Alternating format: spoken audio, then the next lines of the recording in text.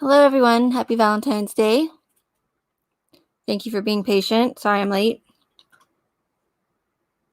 Hey, Vegan, if you're still here. Crisis Cast, hello. Hey, Tech. Hey, Perp. Happy Valentine's Day to you as well. Thanks for being here. Hey, Marina. Marina Del Rey, I should say. I like to say the whole thing, actually. I love that name. Your name. Hey, John.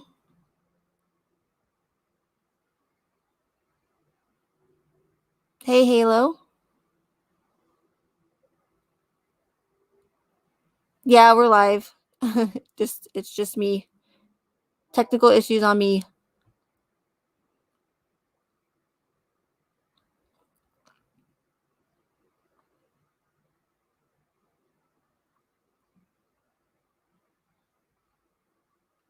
So there's just I don't ever usually have too much planned for these live streams. But I do like to do them here and there when I have the chance. So there are a couple of videos that I would like to play for you.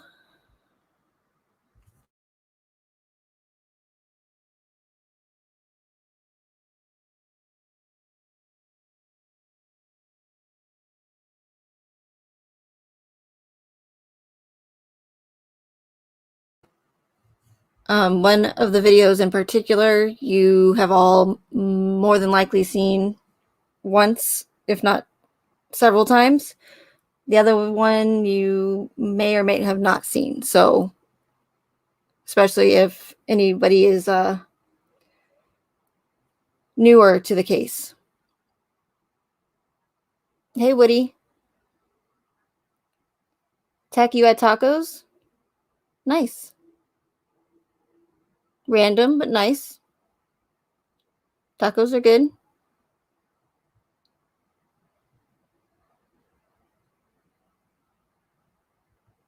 Hey, Dixie.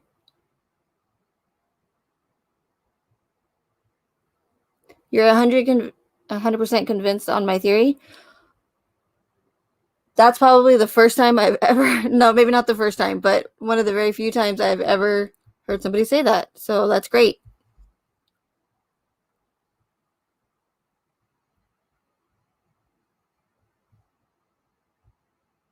They're hella great, Tech. Hella great. I agree.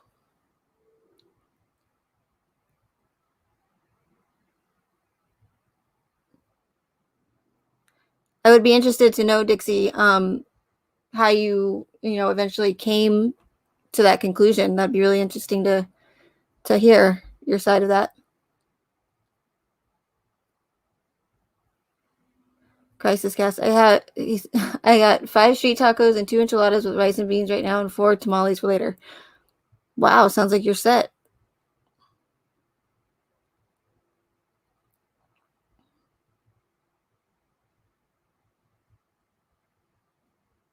In Tucson, they have like the best little side taco stands. They have like the best tacos ever. They also have something called Sonoran hot dogs, where it's a hot dog wrapped in bacon. So it's like, you know, pork and pork, but they're so good.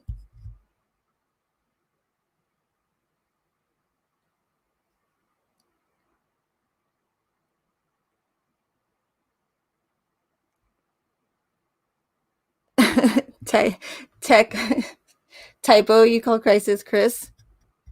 You never know. Could be him. I'm just kidding. Okay, well, we'll wait for a couple more people to come in. I don't know if anybody will. If not, we'll go ahead and start.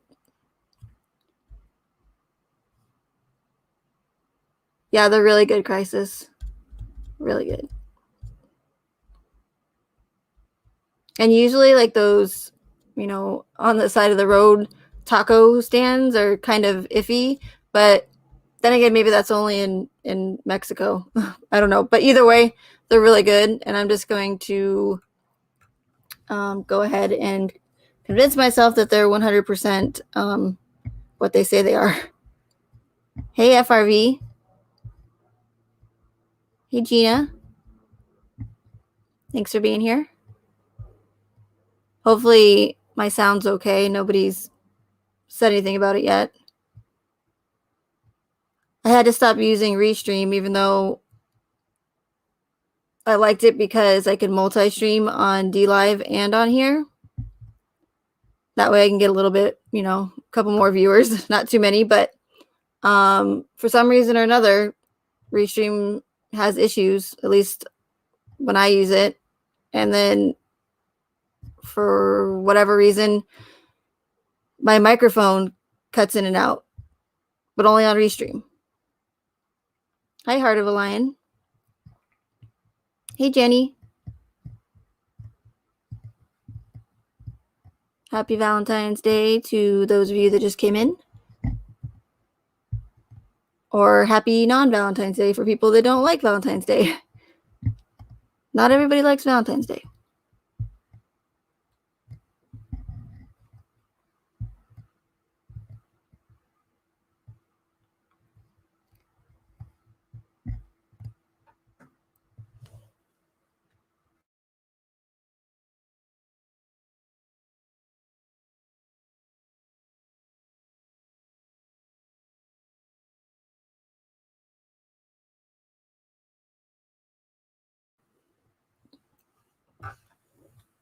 Dixie Chick says, I've been woke per se for about 9 years after listening to about 3 of your last videos describing numbers, symbols, etc. My only question was about doing it on a true crime.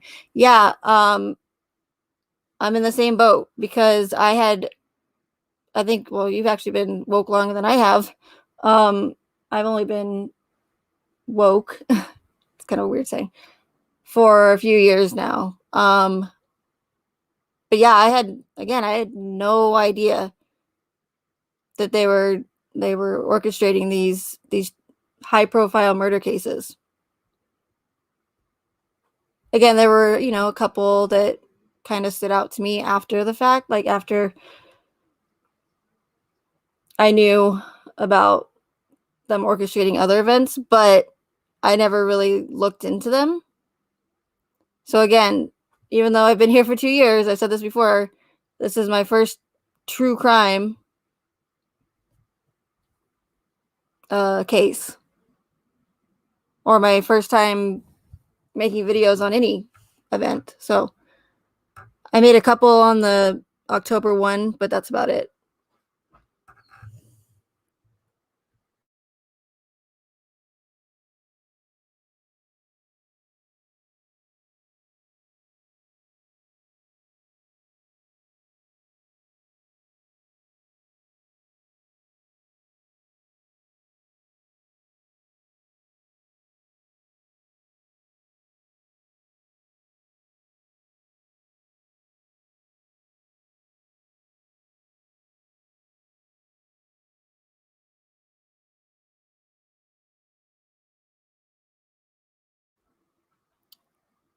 Hello, Elizabeth. Scotland. Nice. I'd love to go to Scotland sometime.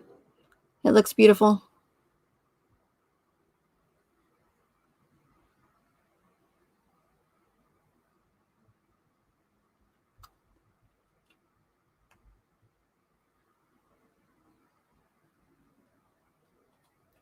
Oh, you forgot it was Valentine's, Jenny? Yeah, I mean, some people really love it, and other people, it's just another day.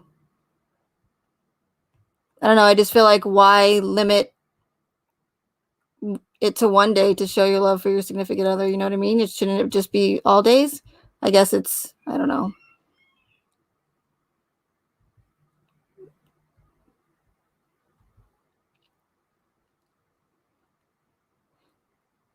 Halo S says, have you seen the Cecil Hotel on Netflix? No, I have not yet, but Jenny May was actually just telling me that I need to watch it.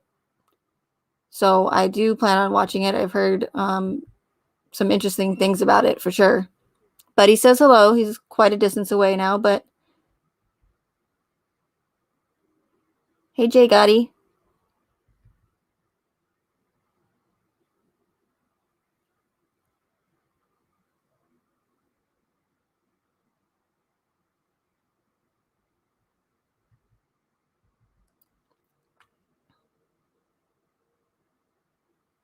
Lots of snow.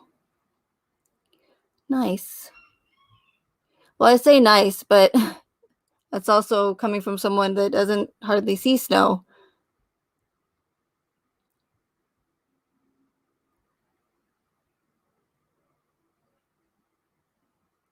Jay Gotti says, I really think these cases are a distraction. I mean, look at what is it? I don't even know how to say it. Elisa Lamb. I don't know. I've heard about that case, but again, it's another one of those where I haven't looked a lot into. But just from what I have seen, a lot of weird stuff going on. Like, the convenience of the camera is not, only showing her in the elevator, and then nobody sees. I think I have the right case. And then nobody sees anything after that. Just all these like how convenient things. But yeah, it's very interesting. And I'm starting to get, or I am already suspicious of a lot of the things that Netflix shows. For instance, the Chris Watts case.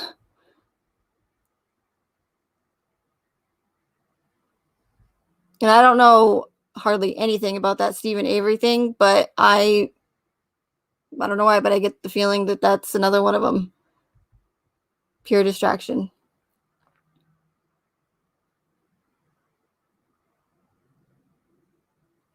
Okay, so I don't waste any more time. In case you guys do have any, romantic events tonight or whatever. I don't want to keep you guys here more than you have to be. So the first video I want to show, well, hopefully it'll play, because every time I try to play a video when I stream, it buffers and it's just not good. So we're going to try it. They're short, thankfully.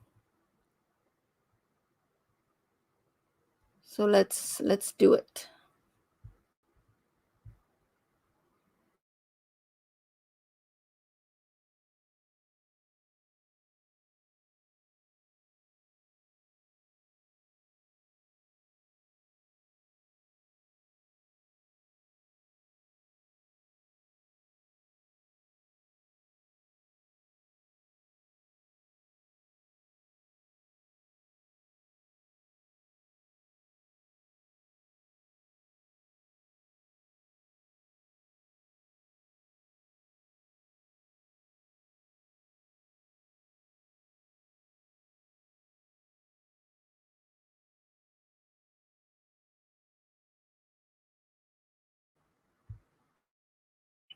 Okay, so it should be coming up now, hopefully.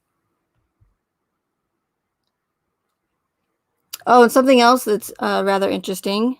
If you guys have been following me, or any of you have been following me for a while, you're probably aware of my American Horror Story connections. Well, there's a season of American Horror Story called Hotel, and the hotel in that series is actually based around the Cecil Hotel, or Cecil, however you want to say it. So I don't know. I just found that interesting, considering all the American Horror Story connections in the Watts case. Okay, so what you're looking at here is, and I'm going to try to pay attention to the chat. I know I say that every time, but I am going to work on it. Hey, Callie. Glad you could make it. Hey, Sarah. So what you're looking at is a video that is on Chris's YouTube channel that he posted.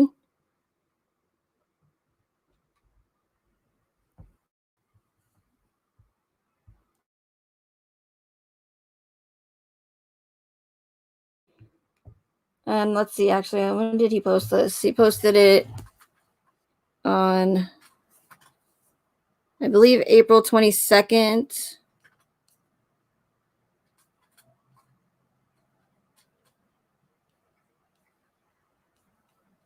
2012, I think. Let me check real quick.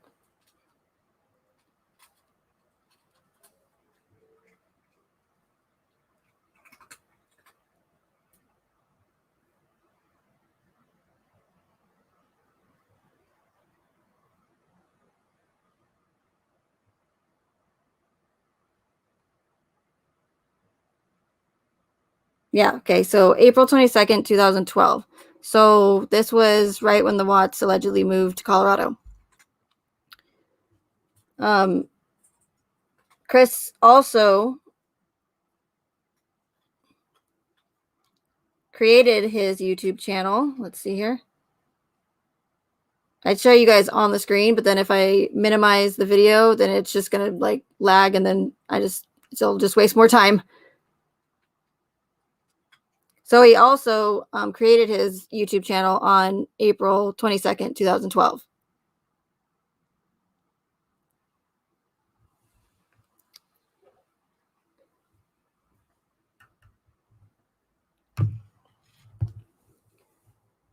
So in this video, if you guys aren't familiar with it, he is doing it for, as you can see in the title, a communication presentation for relationship deterioration and repair for his communication class.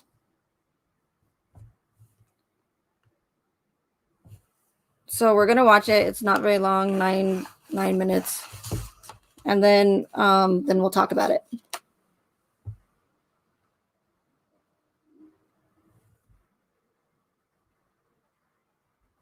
Oh, and while you're watching it, if you're not familiar with it, just pay close attention to what Chris is saying.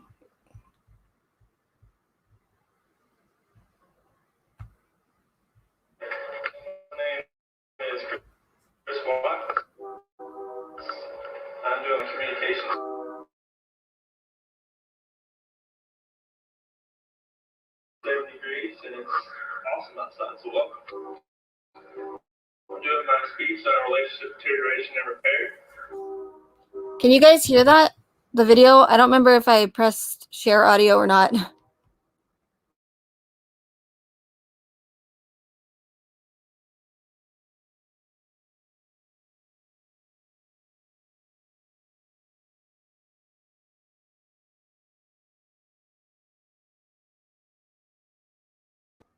Okay, great. Thank you, Purple.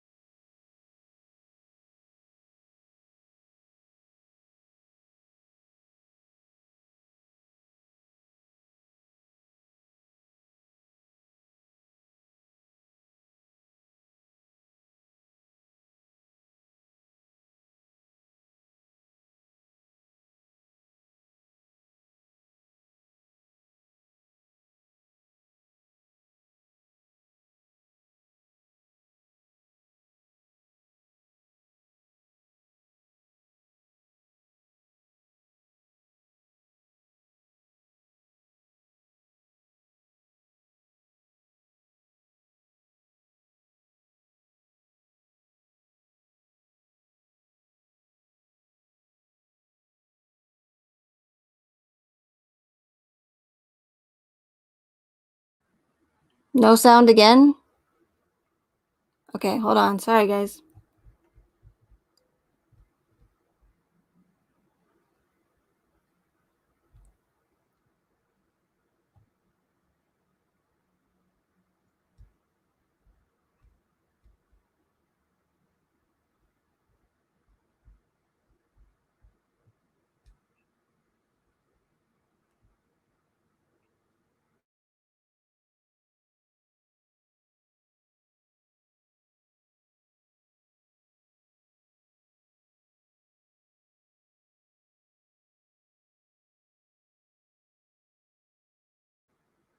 Okay, it should be good now. Sorry about that. I did forget to click share audio.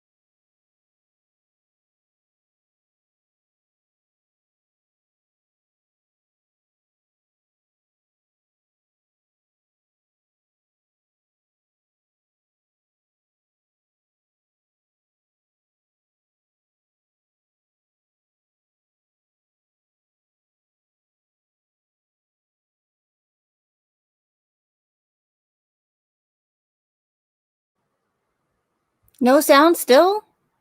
What is going on?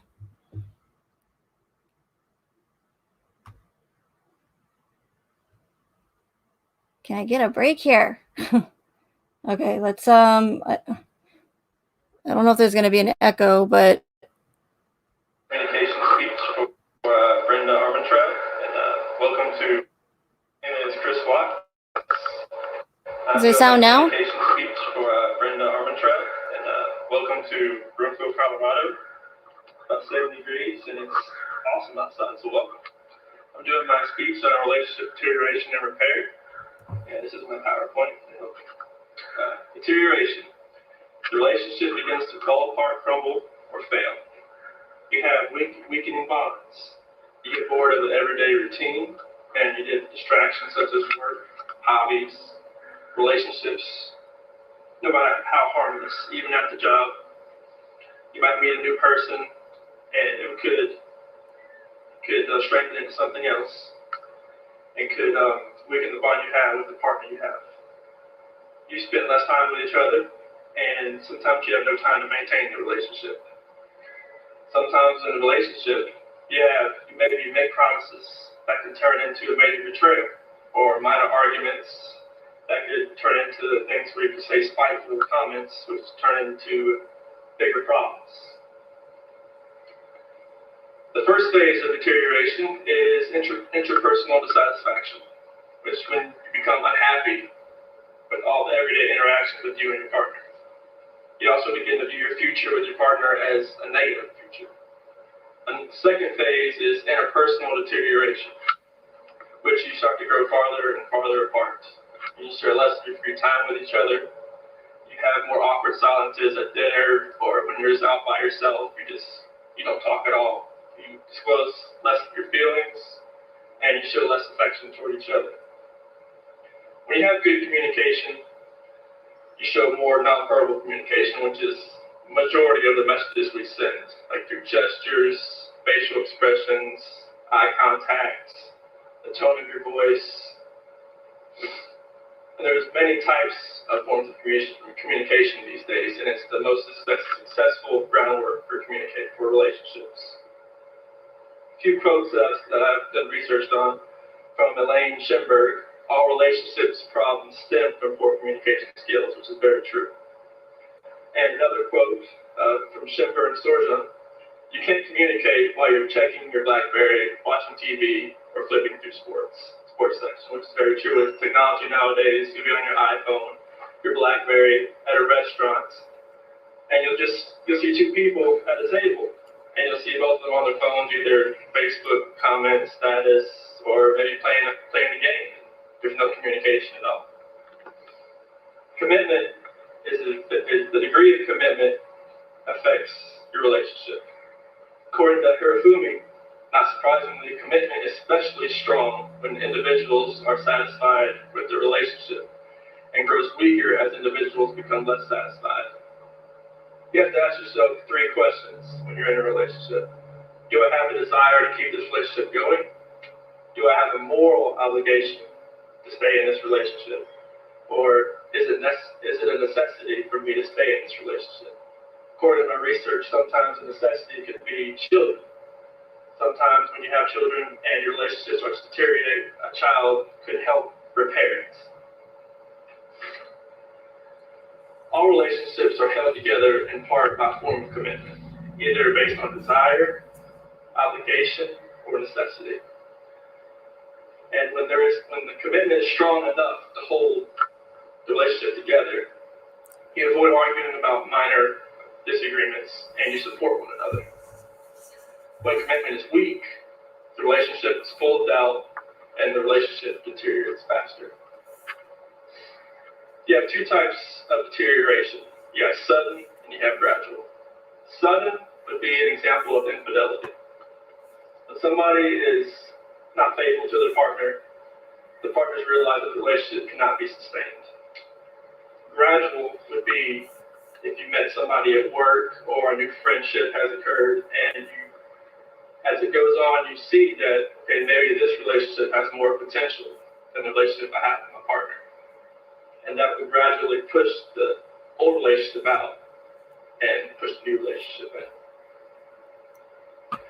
Reasons relationships start to fall apart. Sometimes you no longer find your partner attractive, physically or in their personality. When you're in a relationship, you have to show desire, lust towards your partner. Sometimes when you get married, that the lust and the desire kind of falls by the wayside a little bit. But if you want your relationship to keep going, I would suggest maybe go to a place where you first met, or go bungee jumping, go somewhere that will bring the excitement back. You no longer experience closeness, or when your differences become more important than similarities, you just pick apart your partner, and you don't see anything that you have in common anymore. You just see something he or she does, and it just gets on your nerves, and you just can't let that go. And you feel you might do better with someone else that you've met. You think that you can no longer that your partner is someone that you can't be with. When you feel you are putting more into the relationship than you are getting out. According to Bloomstein and Schwartz, when a relationship breaks up, it's generally the more attractive one that leaves, which I agree with somewhat and then I disagree with. When in repair, the stage is not always pursued. Sometimes people, when the relationship starts to dissolve, repair is not an option and they want to get away and start new. When you want to go into repair, you need to analyze what went wrong and consider what ways of solving the problems. You need to consider changing your behavior or perhaps changing your expectations for your partner. And you might also want to evaluate how you could feel in the relationship if it had ended. One of the first stages of repair you need to recognize, identify the problem. What changes you need to make the relationship better. Avoid words like always and never. If you say this to your partner, it just makes the relationship makes it backtrack. You'll never get to the repair stage.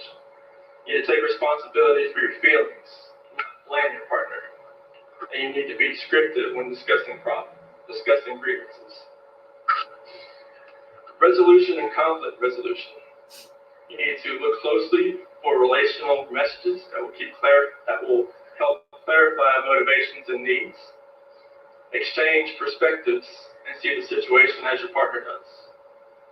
You need to own your own feelings and thoughts. Use active listening techniques. Listen to your partner. Make sure they feel wanted. Make sure that they know that you're there and not in space somewhere thinking about the baseball game that's coming up or the football game that's coming up, which I sometimes do. Think clearly before saying things you may later forget. Don't just blurt out something. Just think about it. Don't just, if something comes to your mind, then it might be wrong. I do that too. And keep channels of communication open. Always disclose your feelings. Don't keep things bottled up because it will later come back to bite you. Possible solutions. Discuss solutions that both you and your partner don't have a win-lose solution. The win-lose solution, sometimes when somebody loses, you'll have hostility and you'll have resentment. Sometimes they may not show it, but they will be thinking it. And to affirm each other, support each other, positive evaluations, positive feelings, always disclose your feelings, as I said, and cherish the gestures. It's a smile, a wink, a kiss, maybe just a hug, anything at all. Solutions into normal behavior. Say you're sorry. Sometimes it takes a lot to admit that just to say you're sorry, but it helps. Risk rejection by making the first move. Be willing to change, to adapt, to take a new task and responsibility. In conclusion, I can say that relationships are hard, but they're worth it in the end. And as the Swedish proverb says, a double joy is a shared joy, and a double sorrow is not a shared sorrow. Thank you.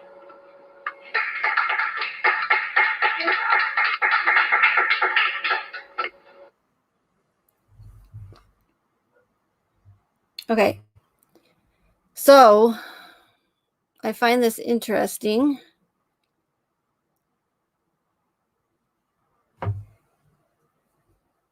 Because Chris literally explains or talks about everything that happens or happened in the Watts narrative. So of course we see how in the narrative Shanann and Chris start having marital issues. He talks about how with technology these days that people each person will bury themselves in their phone and they won't spend quality time together. We know how much Shanann was on her phone because of Thrive, and that was her lifeline, right? They stopped communicating with one another. Same thing goes for Chris and Shanann. They try to work things out. Don't know if they should stay together for the children. Then he talks about the sudden deterioration and the gradual deterioration, and goes into how you might, meet someone at work or meet a coworker, and you might, start a, just a friendly relationship. This is not word for word, obviously, but, and how when you meet that person at your job, you might end up sharing the same interests as one another, such as hiking, camping, going to the racetrack, which is all the same thing. Everything that happened with Chris and Kessinger, because they shared the same interest, right? She liked the car stuff. Shanann didn't want to go camping. Shanann didn't like force Chris to stop being a mechanic and sell his car.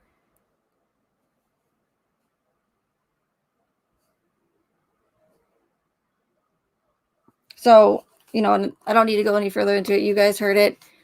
I wanted to play it because of that, but also, well, not only because of that, but it's another one of those examples of, I believe, and correct me if I'm wrong, but I believe it's called foreshadowing, or you could even consider it foreknowledge. A lot of people will say it's just a coincidence. He just happened to be talking about relationship deterioration, and that can happen. It happens all the time in relationships, what Chris is talking about. So there's nothing crazy, Megan, about the fact that the same thing happened with Chris and Shanann and Chris and Kessinger. However, that changes when you have all these other inconsistencies in the case and all these other coincidences. Like, there's a lot of them in this case. So it's like, oh, that's what a coincidence. That's a coincidence. That's weird. How coincidental, and then you have all the inconsistencies, all the discrepancies. You have the P&P in American Horror Story, which, follows completely the narrative of the Watts case in every single season, up until, or all the way up to what happened to Shanann.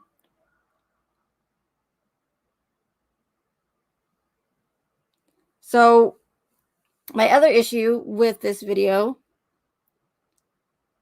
is the fact that, and I went into this a little bit in my last live stream, but the problem I have is, why on earth is Chris Watts, why is his YouTube channel still up to this day? Because we've been led to believe that this individual is a cold-blooded killer, right, who annihilated his entire family with his bare hands, right, who's supposed to be spending the rest of his life at Dodge Correctional in Wisconsin. So why would YouTube still keep this murderer's YouTube channel up? Like, I'm already walking on eggshells every single time I post a video or do a live stream, worried about whether or not my channel is going to get taken down. And here, 2.5 years later, or over 2 years, Chris Watts still has his YouTube channel up. Why? And we know that YouTube is fully aware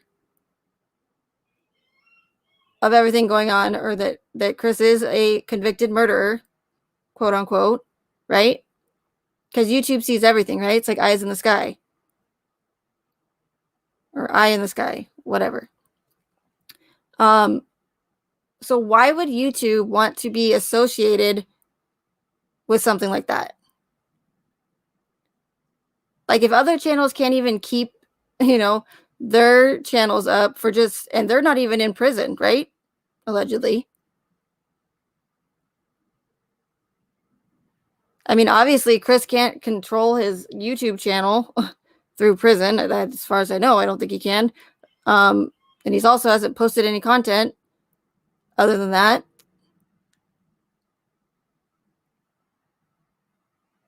So what I want to know again is why does Chris Watts still have a YouTube channel up? Why has it not been taken down? Why wasn't it immediately taken down right after Chris was convicted?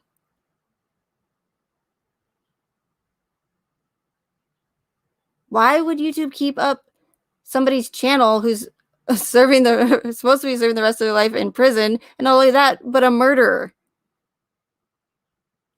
Well, apparently you're not allowed to question the authenticity of a tragic event that has many holes in its narrative, but a cold-blooded killer like Chris Watts can still have his YouTube channel up. And to some people that might sound really petty what I'm saying right now, but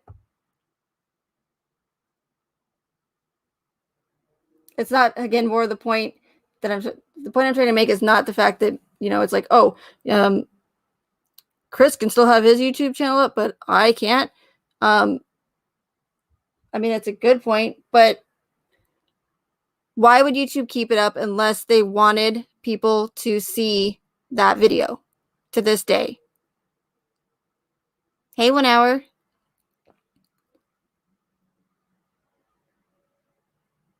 So obviously they want people to go and, search for Chris Watts, go, oh, he has a channel, go and see this video. And I think he actually had one other video, and I think it got deleted. And if somebody knows that, unless I'm just making that up in my head, but I'm pretty sure that it was, I want to say it was his communications class, and then he had like a wedding dance video or something like that. Anyways, it doesn't matter, but I mean, it kind of does. I don't know why that one would get deleted. So anyways, over 2 years later, why is it still up? Why would YouTube keep somebody who's supposed to be spending the rest of their life in prison, and also a murderer that we've been told, why would they keep it up? Again, unless they want people to go and see his stupid communications presentation that pretty much foretold everything that was going to play out in this case.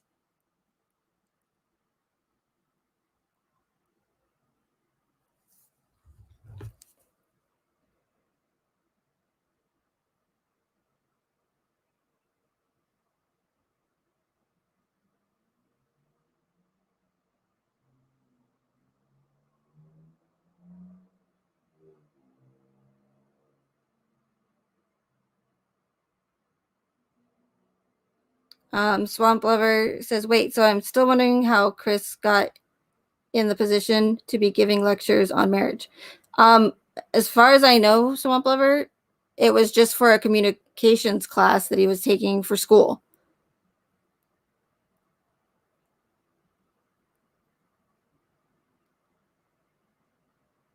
I don't even know if there's any evidence that shows that I don't even know what school he was going to. I'm sure somebody does. There's a lot of people that know this discovery and all, a lot more information than I do, even though I have gone through the discovery many, many times.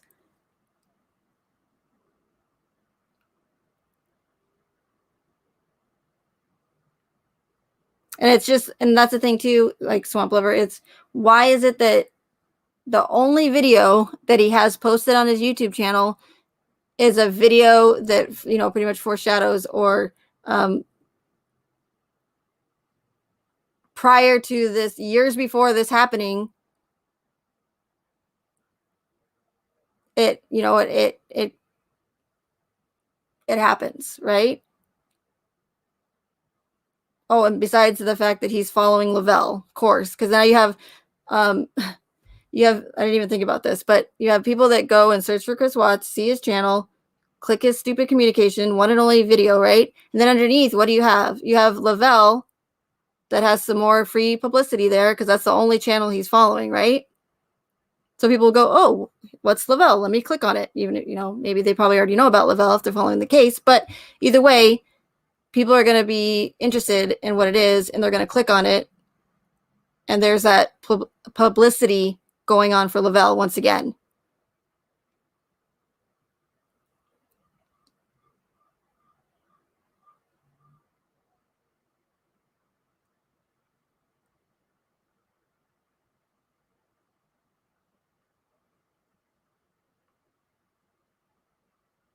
But wait, but why was he talking about relationships? Or I'm just trying to get caught up on chat.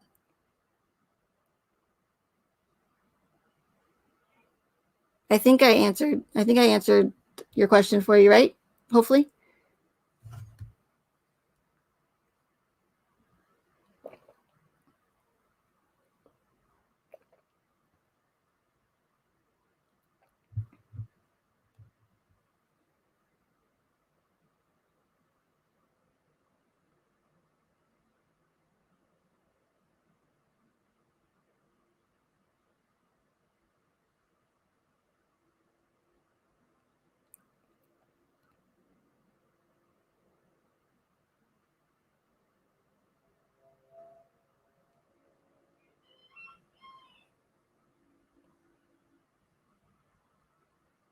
But I mean, I would be very interested to, I'd probably never get a response back, but I would be interested in asking YouTube why they would want to keep a convicted murderer's YouTube channel up.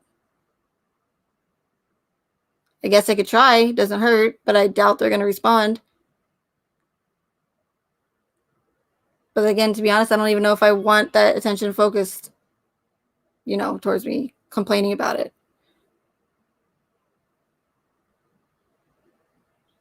But I'm sure they'll have some sort of answer. Maybe if we all complain about it, they'll take it down. Probably not. You taking off, Dave?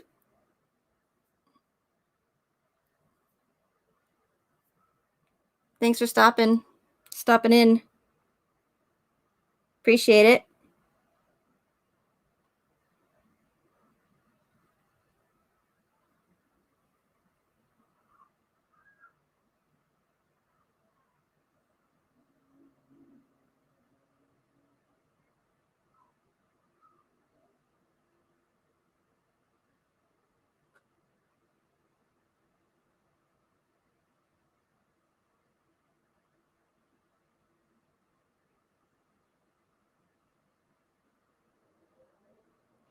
Alien Wizard says, I agree his channel should be deleted. What I want to know is why you make so many videos, streams on Chris Watts and not other cases. Good question. This is the one that I know most about. This is one of the bigger ones that has the most predictive programming in it, the most breadcrumbs, the most in your face. Because although people think maybe that it's just a homicide case, it is much, much bigger than I think a lot of people realize. And to be honest with you, this case has kept me more than enough busy to even go into other cases. And I have thought about going into other cases and covering them because I'm already noticing some of these other more recent cases having the same characteristics and same, red flags as the Watts case. However, I'm having, enough trouble as it is trying to put the truth out there about this case, let alone these other cases. So I would have to essentially, or pretty much, change all my words around, try to figure out how I'm going to talk about these other cases and not jeopardize getting my channel taken down. So this one is, difficult enough as it is, because they've made it so difficult for me.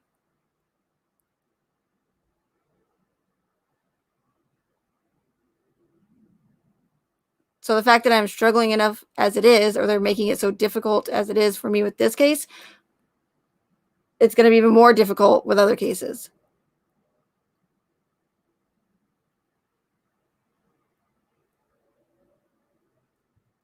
But the amount of organizing and planning that went into the Watts case is insane. It's overwhelming. And I think that that's why this case has been so successful and why people can't seem to get away from it compared to other cases.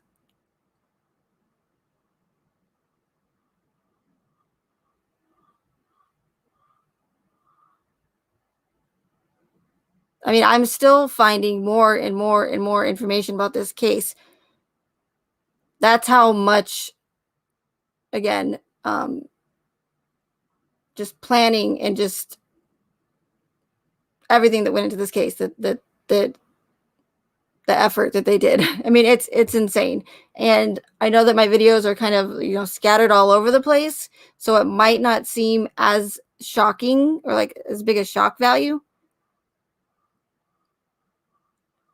But again, I just made the videos as I went along, as I, kept researching, and as new stuff came out or whatever. Cato's book that had breadcrumbs in it too. Like, it's like the never ending case.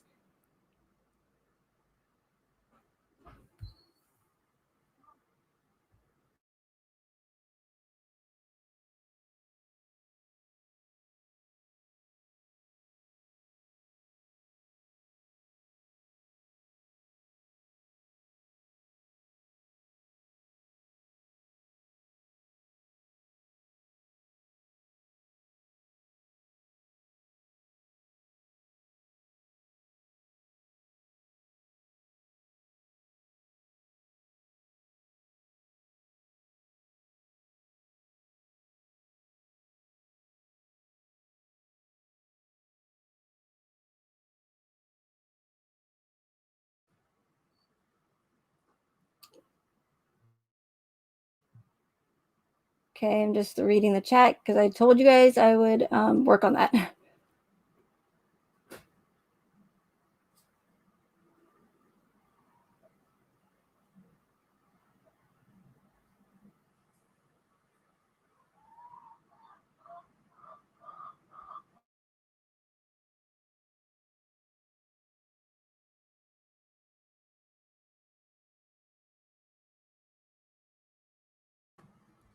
I might have to go check on some chickens here. I apologize, but I think they're okay for now. We just have to be quiet. I'm just kidding. You could probably hear. Oh, yep. That's my sweet pea.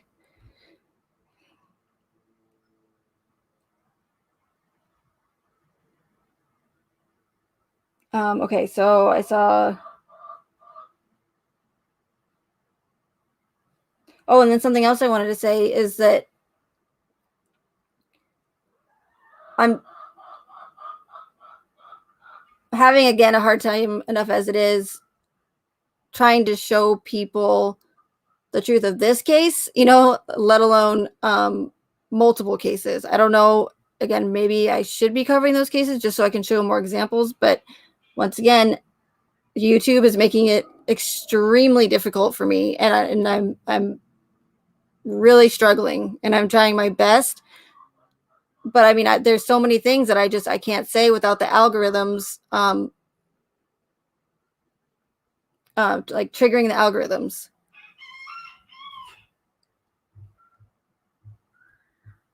I'll be right back, you guys. Sorry about that. Let me check on these chickens.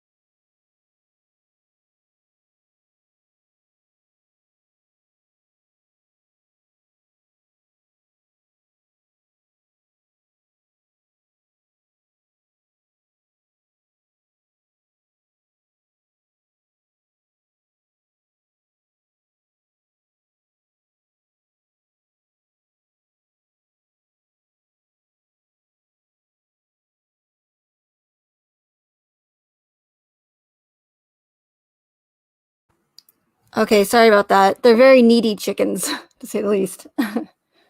um,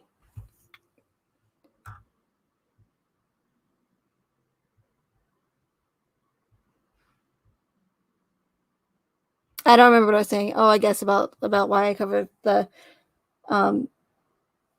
just the Watts case. So thank you for that question. That's a perfectly good question. I don't mind answering it at all.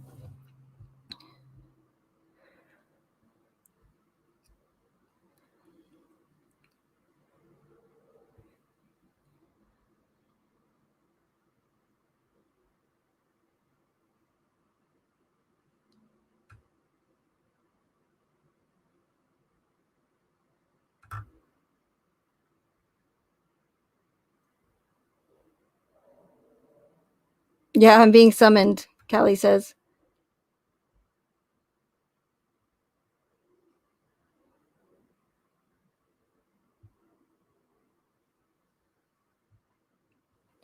Okay, so that's all I really have to say about that. I think it's ridiculous that his channel's still up, but it's up for a reason. Everything that, not everything, I always say that and I correct myself. The majority of what they have shown us in this case, so, the body cam footage, the discovery, Chris's YouTube channel, it all represents something. It's all symbolic of something. It all means something. It's so it might seem represent something to, most people, but when you go and research it, you're going to find what it really represents. If that makes sense.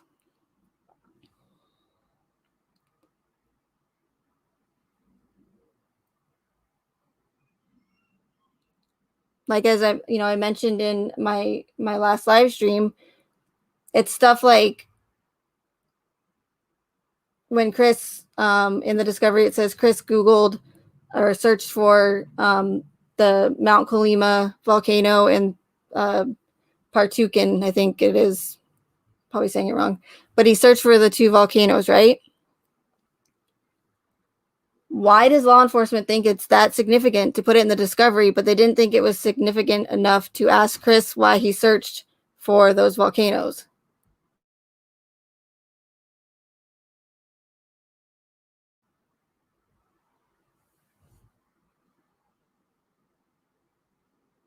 Why did they say, hey, Chris, why did you search for volcanoes?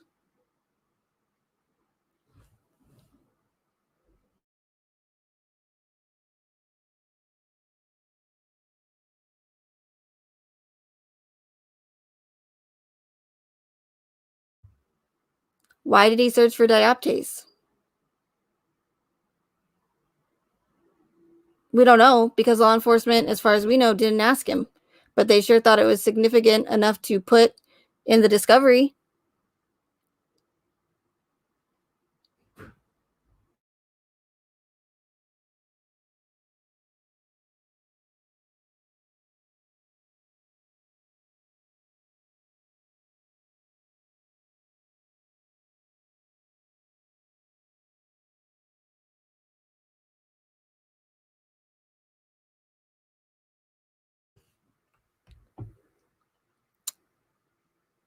But I'll tell you, if you search for dioptase, you'll find that the only place you can find dioptase is in Arizona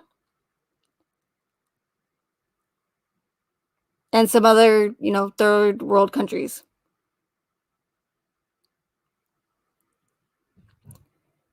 Through research, I also found that one of the places in Arizona that you can find dioptase is at a place called Shannon Mine. Shannon Mine. What are the odds that not only is Phoenix, where Shanann flew into, on the 33-degree parallel, right? So here comes in your occult symbolism. Then you have the mythological creature, which is the phoenix bird that represents resurrection and death and so on and so forth. And then the place where you can find dioptase in Arizona is a place called Shannon Mine. When we know that Shannon is how the Ruseks say Shanann's name. Then you can also, so whatever the reason is, they seem to have some sort of a obsession with the name Shannon. That I haven't found the exact connection to, but all I know is that it just keeps coming up a lot. Also in Colorado, you have a oil field called Wattenberg on a oil well called Shannon. Wattenberg and Shannon. And then, I mentioned this in my last live stream, but Anadarko's stock price was 66.6 on August 13th, 2018. Survey 319, if you look up the coordinates of Survey 319, it has 666 in the coordinates.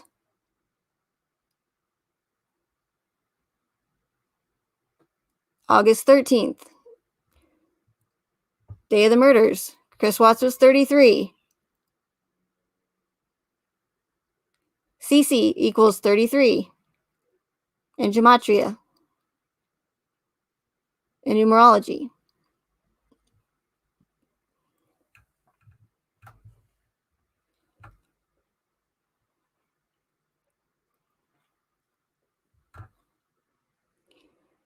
Betty's house address numbers are the only address numbers that we see on the body cam footage. They add up to 13.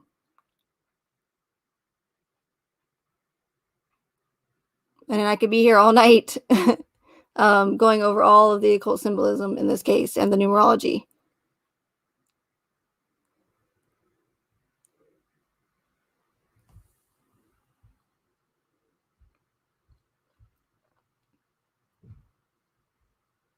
Something rather interesting as well, and I'll try not to get too off track because I do want to play this next video. Of course, it's short and you guys have seen it, but there's something interesting that I noticed in it. I made a video recently that talks about the numbers, 113 coming up in the case a lot. Now, the powers that be and the people that orchestrate these events, they will, through predictive programming, one, and also they will incorporate numbers or, Easter eggs or their little, like I call them, breadcrumbs, and essentially tell us what they're going to do in the future next. They do this so, or one theory is because they believe in karma. So if they essentially tell us what they're going to do ahead of time through their Easter eggs and their predictive programming, if they tell us what they're going to do ahead of time and we're too stupid to realize it, then that's our own fault. But since they told us, they no longer have that bad karma on their hands. That's what they believe.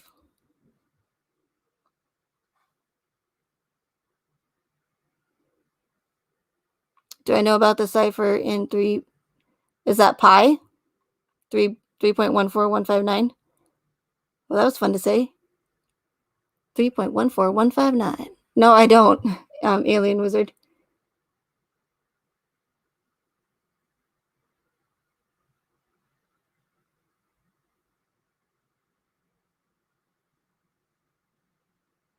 And I'm not the only one talking about these, the symbolism and the numerology and the Easter eggs and the breadcrumbs that they use in these orchestrated events.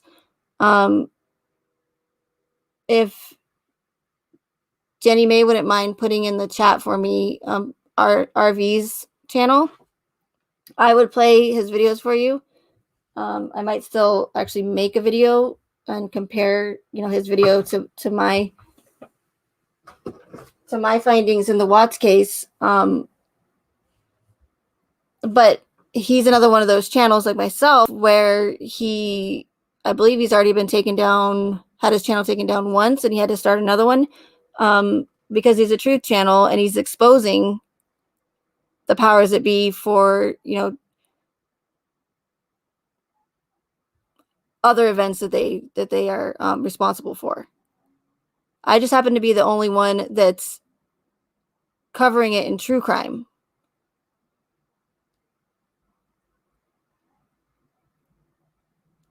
So if you guys, if you find some time, there's just recently, and it's kind of crazy, but I think just his last 3 videos, I'm sure there's more. I haven't had a chance to check out even all of his stuff. But just in his last few videos, he has covered pretty much all of the same things that I talk about in this case. The duality of letters in the case that they like, their number patterns, their numerology, their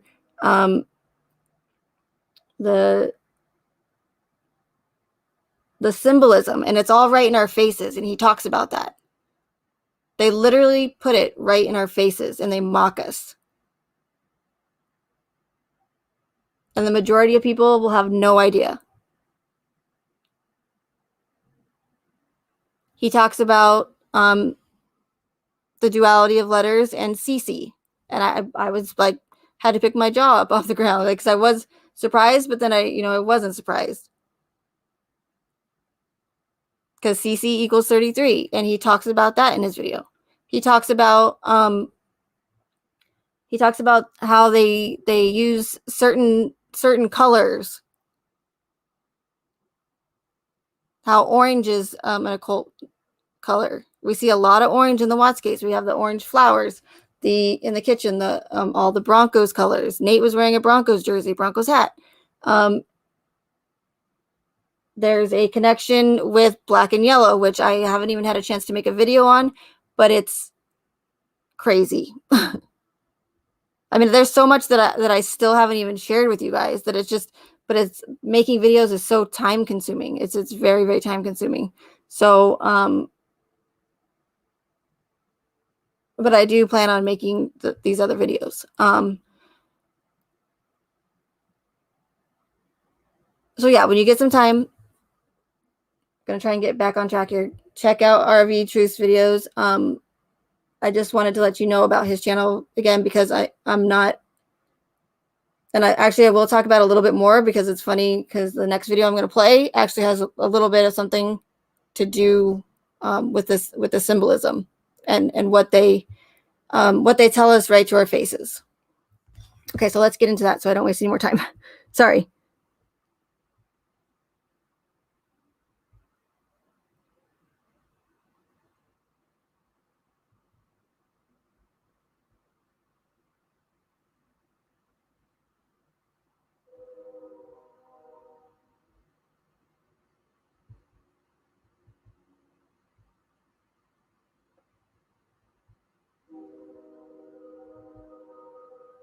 And I saw some of you guys talking about the dioptase and the dioptase in the chat right now, and it's funny to me how one thing somebody says, like in this in the community, one channel creator, or just even one viewer, how it can just, disinformation can just spread like wildfire.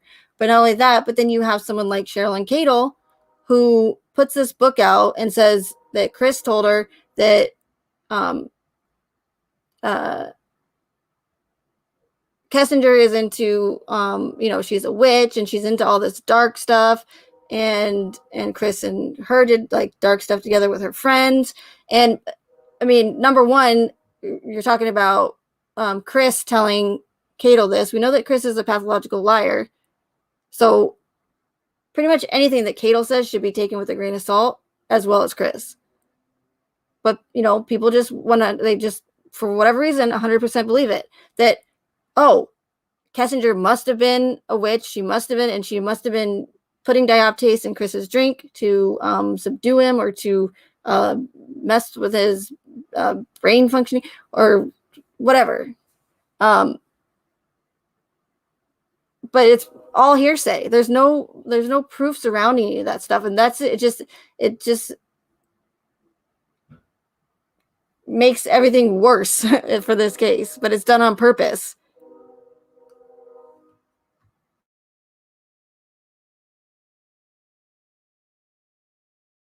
And you know what? You know what's interesting is, out of my American Horror Story videos that I made, when I had originally watched Coven, which I believe is, so it's Murder House, and then it's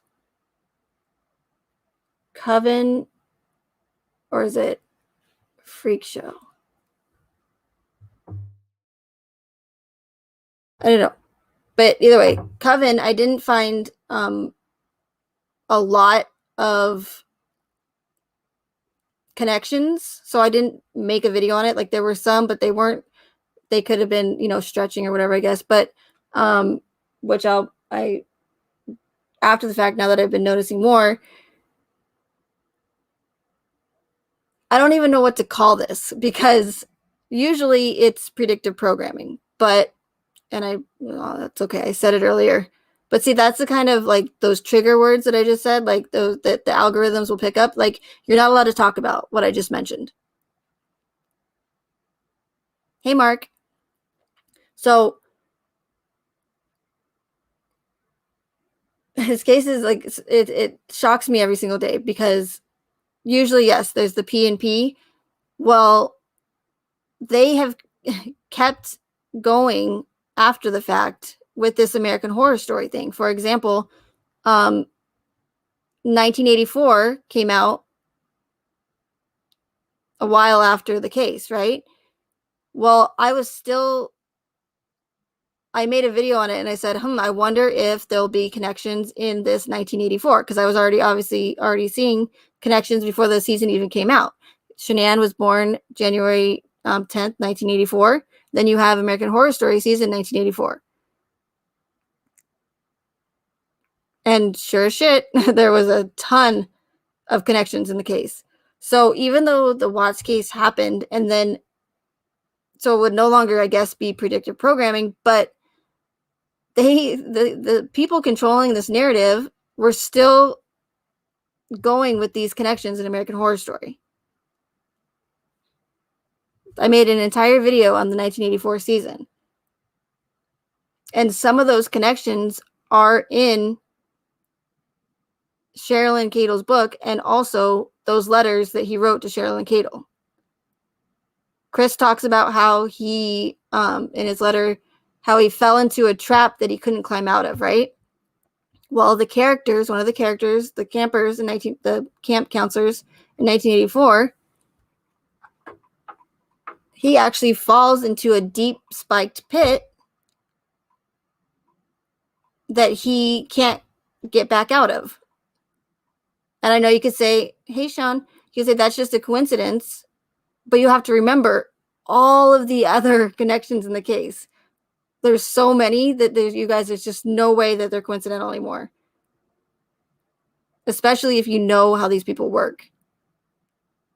Another one in 1984, they mention an EpiPen, an effervescent, I don't know how to say it, an EpiPen for, for allergies. And we know that Cece, how many times did they mention Cece's EpiPens? And Nutgate, and Kessinger mentioned it, and Chris mentions it, and so what are the odds that it's like they're making a big deal about EpiPens, right, in 1984?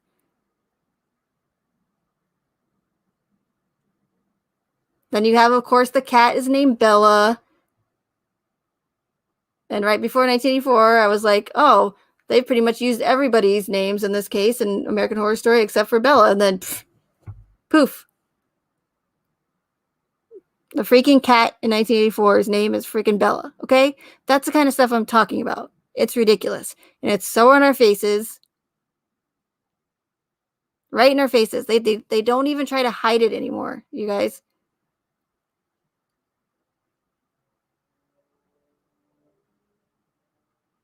So there's still, and I can't believe it, because I've never seen so much effort and so much, just everything that they put in, compiled into this case. Like, I mentioned in a live stream that I believe that, and you heard it here first, that KK, right, the one that's causing all this chaos, accusing Shanann of, killing the children, she's consistently saying alien sightings, right? Alien sightings. She's got alien emojis all over her live chats. She has an alien on the front on her thumbnail for her videos, and she keeps saying that fake news is alien sightings.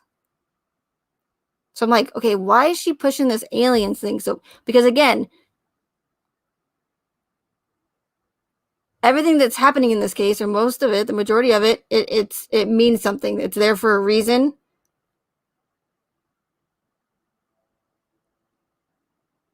And there's been a lot of talk from the producers and from the actors and actresses that play in American Horror Story that the next season is going to be based off of aliens. Now, if that season is based off of aliens, then y'all better believe me about this case, or be able to see what I'm talking about. I'm just kidding, but kind of. I don't want you guys to just believe me because I'm saying it. I want you, to believe it because you guys recognize what I'm saying, that you can see it, not because I'm saying it. But you did hear it here first. If American Horror Story is about freaking aliens, then I'm either psychic or I know what the frick I'm talking about in this case. Now, I have another theory about the alien thing with KK. I've already mentioned it in another live. I won't go into it right now because it's, of course, just a theory. But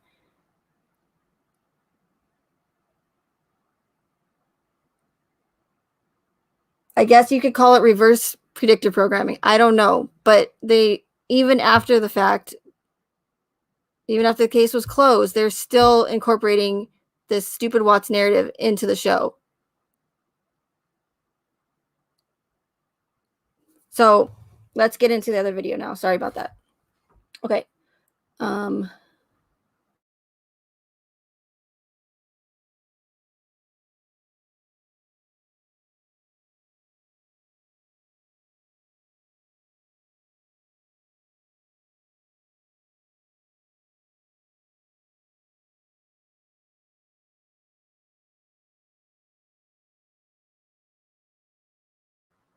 Okay, as soon as it loads, I'll play it.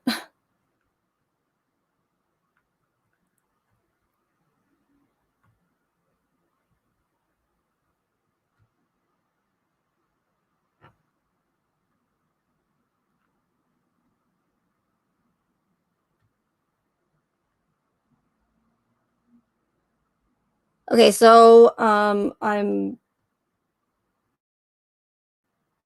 pretty sure that for the majority of you, you've already seen this video, probably, I don't know how many times, but we're going to watch it again because there's something specific that, well, there's a lot of stuff that's wrong with this video, obviously, but there's something specific in here that I want to point out to you guys.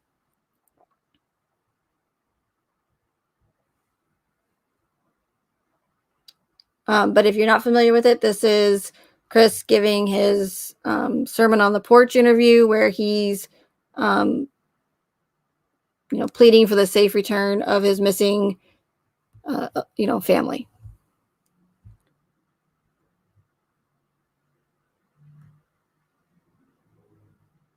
I'm not sure.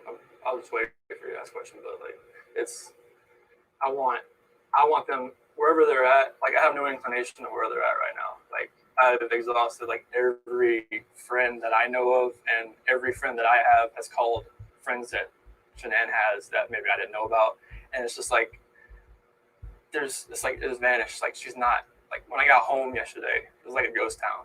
Like she wasn't here, kids weren't here. I have no idea like where they went, and it's just earth shattering. I don't feel like this is even real right now. It's like a nightmare that I just can't wake up from. Chris, when did you learn that they weren't here? I guess, I had texted her a few times and called her. I didn't get a response, which that was a little off. And then her friend Nicole showed up about a little afternoon. I could see it on the doorbell camera. And I was like, hey, what's going on? She's like, I can't get a hold of Shanann. And that's when I was just like, all right, something's not right. If she's not answering the door, she said the car was here. It's like, I got to go home. And we got here, got inside, and nobody was here. Nothing. And so I read that Shanann had taken girls to school, which was unusual. Yeah, because like Bella was going to start kindergarten next Monday, and they were just getting ready to start back again.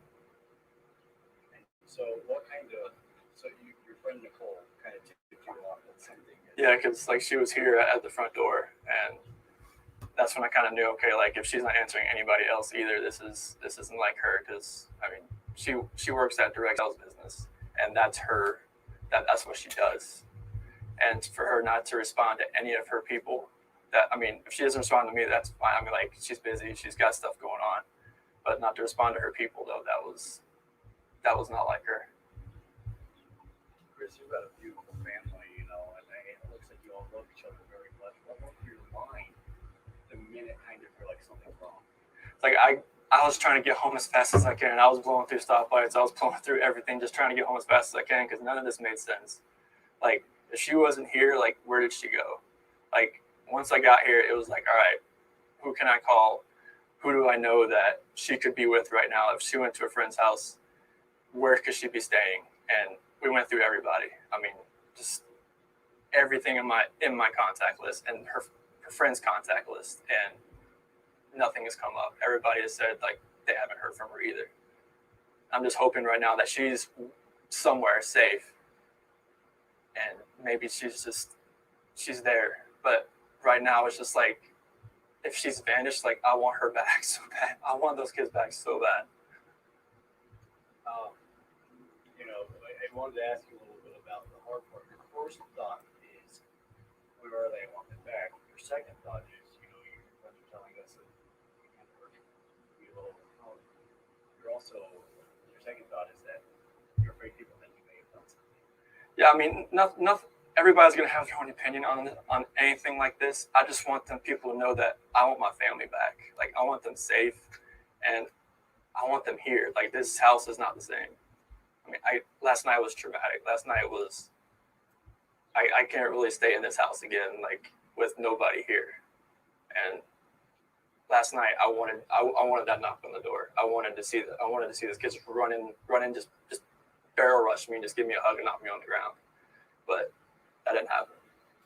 Where are you gonna stay tonight? Probably my friends Nick and Amanda. I think something develops in the next hours or so. Like I'm hoping that somebody sees something or somebody knows something and comes forward. What's the hardest part of all of this for you? Not knowing, like if they're safe or if they're in trouble.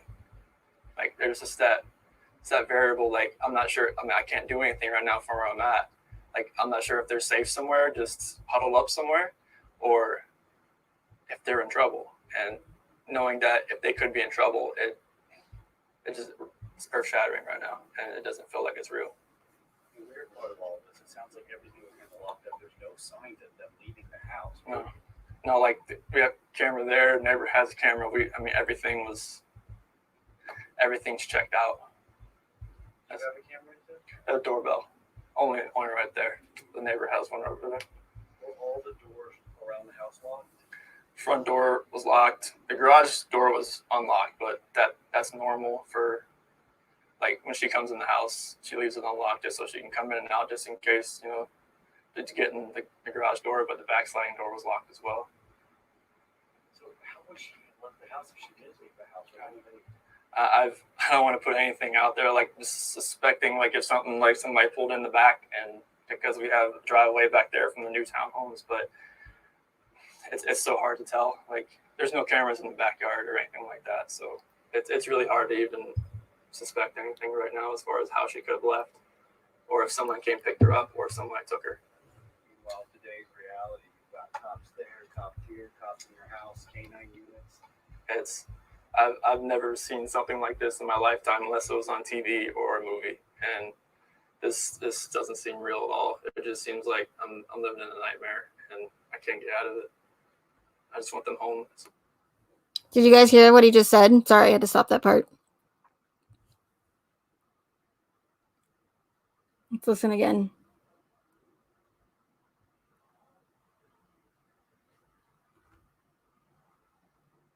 Actually, it's right there on the screen. But here, we'll go back a little bit more.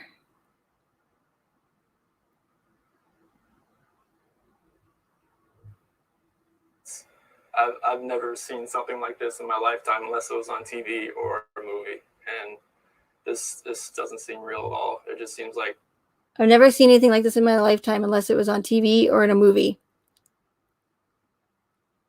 It doesn't seem real at all. I'm living in a nightmare, and I can't. So I wish I would have known about this, and I can't believe I didn't notice this part before. When I made my video where I show how many times that different people in this case have mentioned the fact that it doesn't feel real, and then it feels like a movie.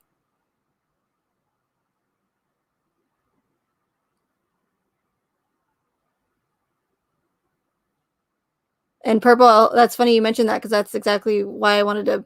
I forgot about the movie part, but I'm going to. That's why I wanted to show this video, was because of that question that the reporter asked him.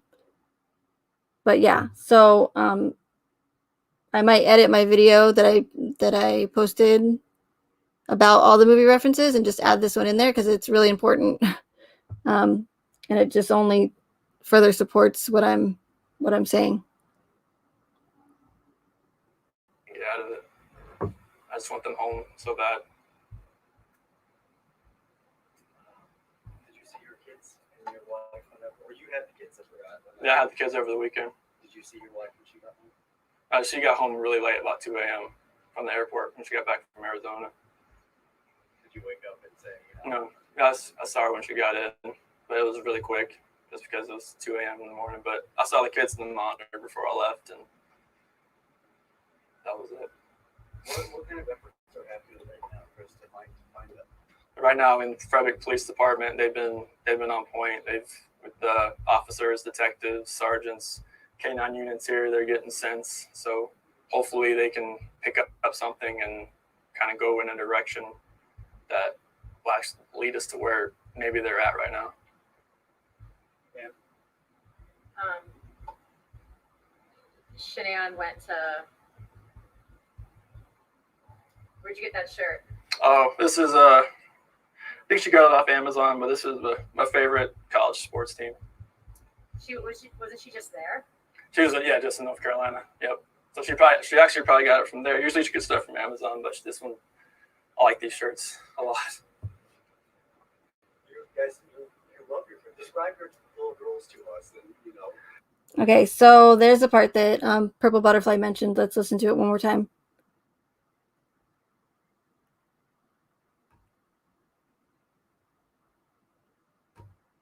That will actually lead us to where maybe they're at right now.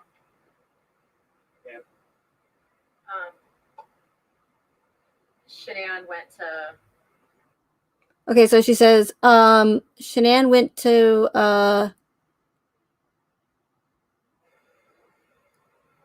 Where'd you get that shirt? Oh, where'd you get that shirt? What in the world? Shanann went to, where'd you get that shirt? Oh, that's like wait, what? Like, number one, a completely different question. I mean, it has nothing to do with with each other. Shanann went to, oh wait, that's not my line. I'm supposed to go to my other line that my other question I'm supposed to ask Chris. Like, super weird, right?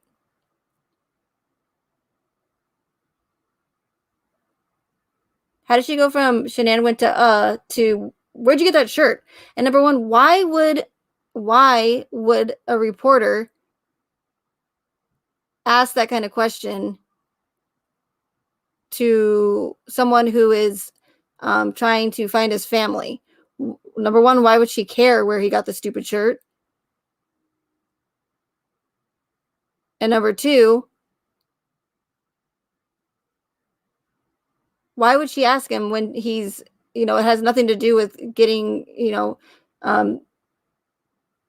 or it's not going to help to bring back his family. If he's trying to get, nobody's going to care why this guy, where he got this shirt, right? They want to know everything that he's saying about his family so they can help potentially find his family that's missing, right? So why does it matter where he got his shirt? I'll tell you why it matters. I'm glad you guys asked, even though you haven't yet, but I know the chat's on delay and I know that's what you guys are thinking. Yes, Tech. I think he did get it from Walmart. You're right. I think, he lies about everything. Shanann probably didn't get it from Amazon. He's full of it. So, and I think Mark knows where I'm going with this and a few other people. There's a video that I made and I was just talking about just a little bit ago in the stream, how they essentially tell us either what they're going to do next or they just put stuff right in our face and they tell us what's going on. Now, in a video that I recently made, I talk about all the name connections. So all of the Lees, all the people who have the name Lee. And I even go into how, yes, Lee is a very common name, but when you know how they're using these names and the meaning behind the specific common name that they're using, it makes it less common and more on purpose. So if you haven't seen that video, I highly recommend you check it out. It's called The Names in Their Game. I think. I don't even know the titles to my own videos, but there's a lot of them. So I'll post the link in the chat at some point. But I'm almost done. We're almost done with this live stream. So I go into detail again, like about all the Lee names, all the Nicoles, all the Nicholases, and the meaning behind that, and why there's so many in the case, so many people named share all these same names. There's also the fact that the Lee, right? So Lee is not only one of the 13 Illuminati bloodlines, right? Li, but the Chinese, you can either spell it Li, Lee, or Lie, right? Well, Lee would be the American, I'm sorry. So Lee. And then Li and Lie are the Chinese variation. Okay?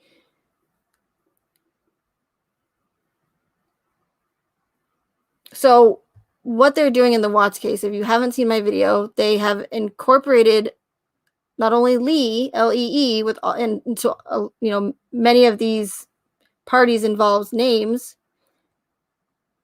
but they've also incorporated Lee into several of the people that are working on the case, like the police officers, and they will Gree Lee. So they'll use like a suffix at the end, or they'll put the word Lee in an actual, like the middle of a word. Okay. Are you following me? Hopefully. I explained this much better in my video, just so you know. I promise. Just go watch it, okay? Please. No. one of the things that I did forget to mention in my video, and I can't believe I forgot it, but it was already like completed, and I just was like, you know what, there's enough in there, but this is like actually really a really big one. Okay. You know, so you have what they're doing in the Watts case is they're essentially telling us that everything is a lie. The whole thing is a lie. So you have North Carolina. Okay. As you can see, Chris is wearing his North Carolina shirt, right? His infamous North Carolina shirt. His favorite. It's his favorite. He just said how it's his favorite shirt that Shanann got from Amazon. But even though we know, as Tech said, he really got it from Walmart, right? I'm kidding. I don't know where he got it from. But, and then he's also wearing it when he gets arrested, right?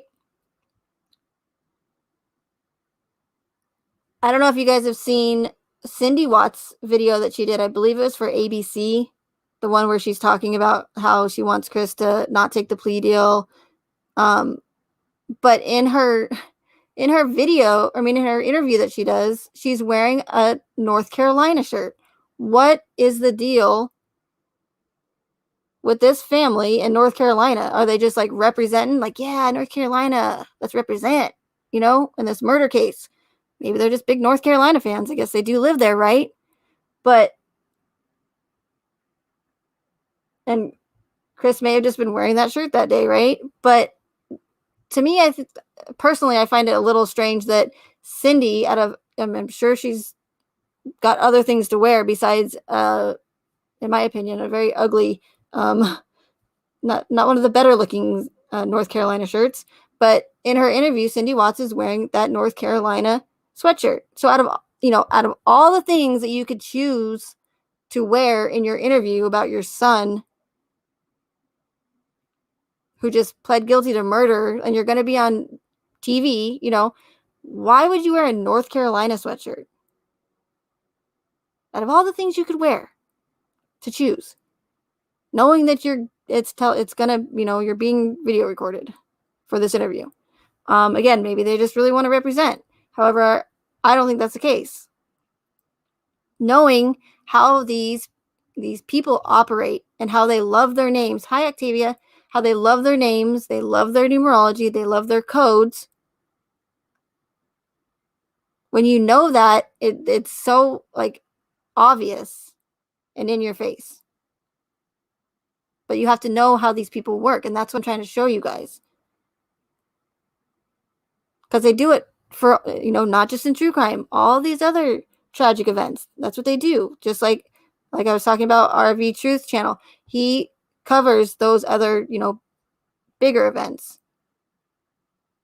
But they do the same thing in those that they're doing in this Watts case and in these other true crime cases. So after doing research, looking up what the name Lee means, finding the other variations of the name Lee, and how they've been incorporating the three different variations into other names, other words like Gree Lee, it started to make a whole lot of sense. So when this news reporter says, so did Shanann go to, or whatever, and then she just goes, stop, wait, hold up, wait, no, that's not what I want to say. Where'd you get that shirt? Well, that's a great question, reporter. That's very significant to what this man is standing up there for, right? And of course, with Chris's stupid little, oh yeah, Shanann gave me this shirt. I really like it. It's my favorite. It's my favorite North Carolina shirt. And I'll wear it today, and I'm gonna wear it tomorrow when I get arrested, because I already know I'm gonna get arrested. Because this is all orchestrated. He didn't say that, but that's what he was thinking. Okay?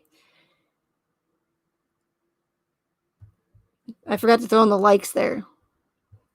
But it's okay. We don't need to hear those. So I've mentioned a lot in my live streams how if something seems off about this case, if you're sitting there thinking to yourself, that's weird. Why did they say that? Or why does this not make sense? Or why does, what is it? Just why is it so? Nothing makes sense, right? If you're watching a video about this case or you're reading the discovery about this case and you get that feeling, you're probably getting it for a reason. Because it's put there on purpose for us to have that feeling. Okay, so again, like half, for most people, majority of people are never going to ever know about this symbolism that I'm talking about, or these right in our face Easter eggs mocking us and telling us what they're doing. They're admitting to it. Okay, you guys, they're literally admitting to us, as it says in his North Carolina shirt, North Carolina. Okay? They're telling us that this entire thing is a lie. Not that it's a cover-up, not that the law enforcement are lying, that the entire thing is a lie. Because remember, you have the different name variations of Lee. You have L-I, L-E-E, and L-I-E, which in Chinese, it's Lee. L-I-E is Lee. But when you're looking at it, it looks like the American word lie.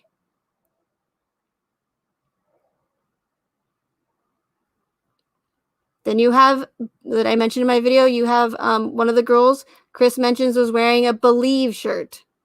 What word is in the center of the word believe? Lie. It's another one of those things that I'm talking about, how majority of what they mentioned in that discovery, it's symbolic of something. It means something. So the fact that Chris is being asked about what the girls were wearing that night,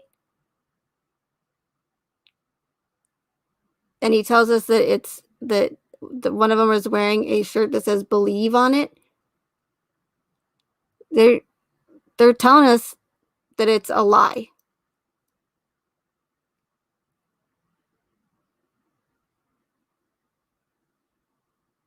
So I surprised I didn't notice this. I knew about the North Carolina, but I didn't even think about how this reporter had, fudged up her lines, which it seems like she did. Oh, so did Shanann go to, where'd you get that shirt? It's just like, it's so ridiculous. It's so ridiculous. And I can't believe they left that in there. Like, she totally fudged up. But again, I'm pretty sure that this woman, this news reporter, was already given the questions that she's supposed to ask Chris. And I think that she just either was supposed to ask that one first or second. Either way, she fudged up. Because I don't know if this was live when this was happening. Some of you might remember. I don't know, because again, I didn't follow the case until like December. So if this was live, then that's why it probably wasn't edited out. Or maybe, I don't know. I just can't believe they left that in there. How she's like, oh, wait, where'd you get that shirt? Because that's really relevant to what we're doing here, what we're all doing here about your missing family. It's just stuff like that. It's so ridiculous, you guys. And again, it's so in our face. Like, you see how that they're making it a point to go out of their way to ask Chris about his stupid North Carolina shirt. Like, they literally were making a point to say, Chris, where did you get that shirt? So that Chris would respond and say, oh, Shanann got it for me. It's my favorite North Carolina shirt. North Carolina shirt.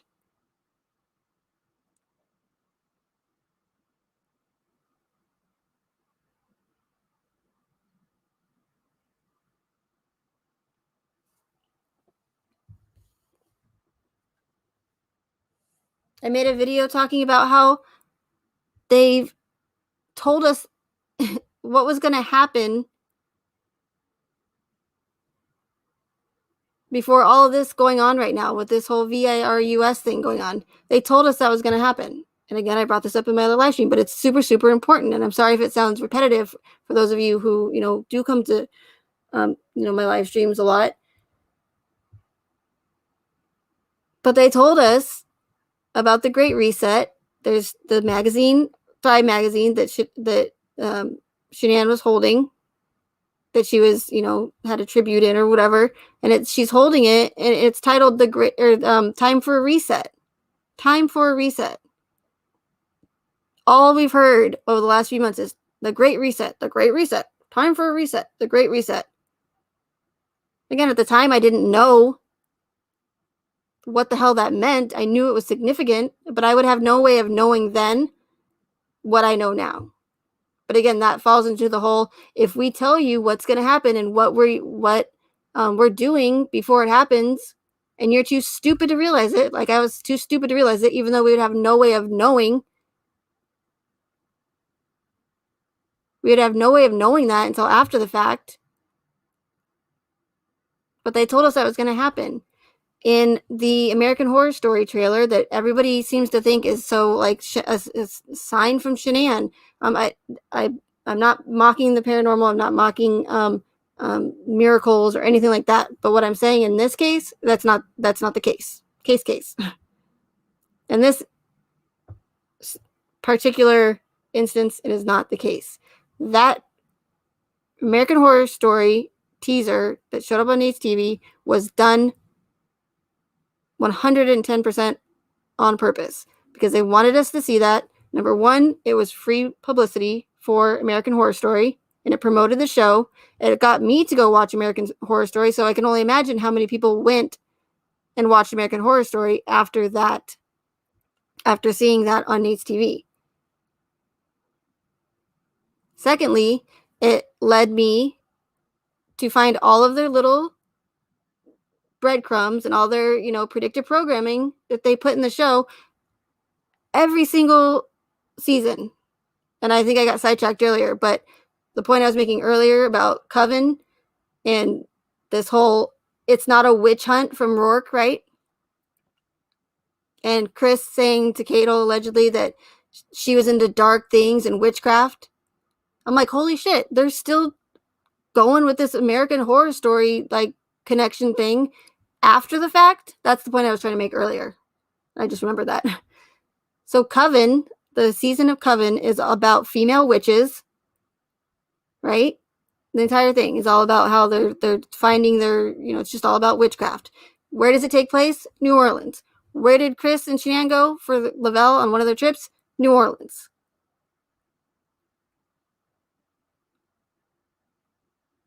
Rourke saying, this is not a witch hunt about Kessinger.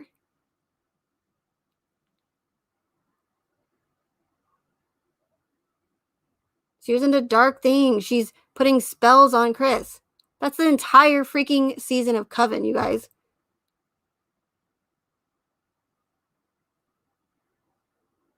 They added Bella into the show, like I mentioned earlier. They called the cat Bella way after the murders. So they were still, that's why I call it reverse predictive programming, because they were still putting the connections in. And again, if there's aliens in season 10, they're still doing it. And I would be amazed that they're still pushing that shit. That's crazy. It's like, okay, enough is enough. You already put it in freaking 8 seasons. 9 seasons.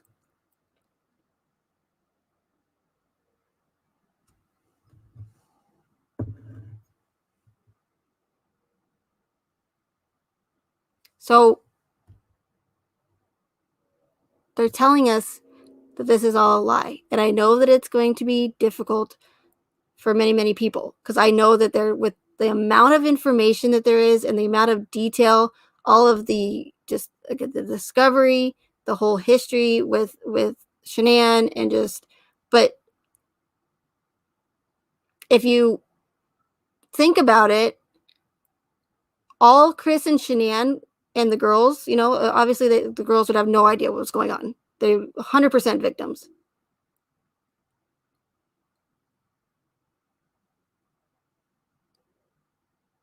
But all Shanann and Chris had to do is act like, or be, not even act, be a normal family, right?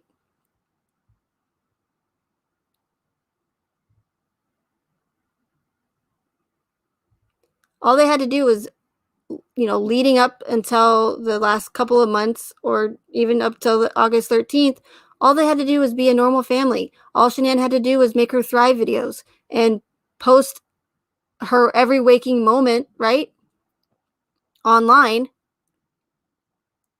Make sure to put the girls in there, in most, as many as possible, so that way when people watch them, that pulls at heartstrings, because they see those little innocent girls in all of Shanann's videos. So all they had to do was just be a normal family. Let's say if they, truly are a real family, which I'm not saying they're not. I think that's what makes this so successful, because they very well may be a real, indeed, family. But now, again, all they'd have to do is just be a normal family. How hard could that be, right? For the first 6 years of their lives, right?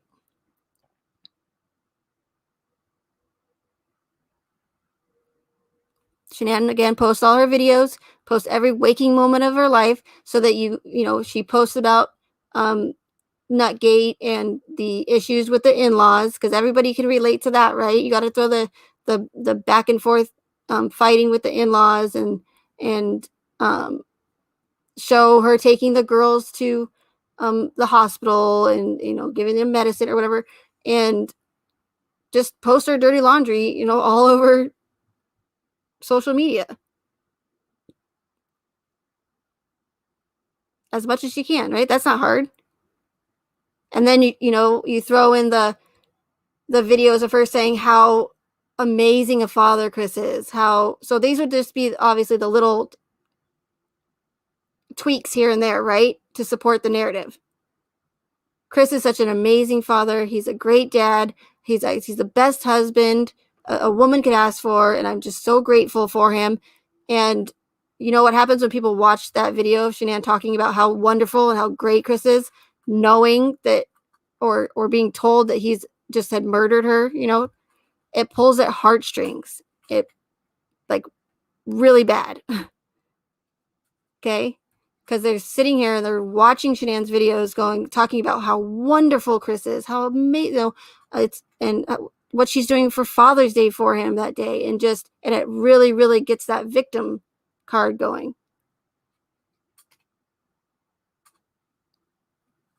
And it pulls at heartstrings, watching how passionate and all the good stuff that Shanann is saying about this man who allegedly had just murdered her, right? Or later on murdered her. And then you'll notice in the videos that, people have talked about a lot through this, is how she was kind of snarky to Chris, how she was bossy, and you could see it in her videos. So, like, here, Chris, you hold, or you make your own hot chocolate or whatever it is, as he's holding, Cece, or holding Cece, right? Very, very demanding. And we hear a lot of people talking about that, how Shanann was bossy and da-da-da-da.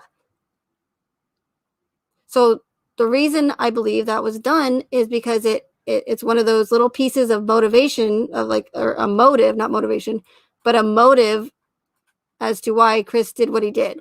Because remember, they never gave us an actual real motive. Neither Chris nor law enforcement or the DA could give us a solid motive as to why Chris did what he did. I'll get to Justice 100's question in just 1 second. Just bear with me.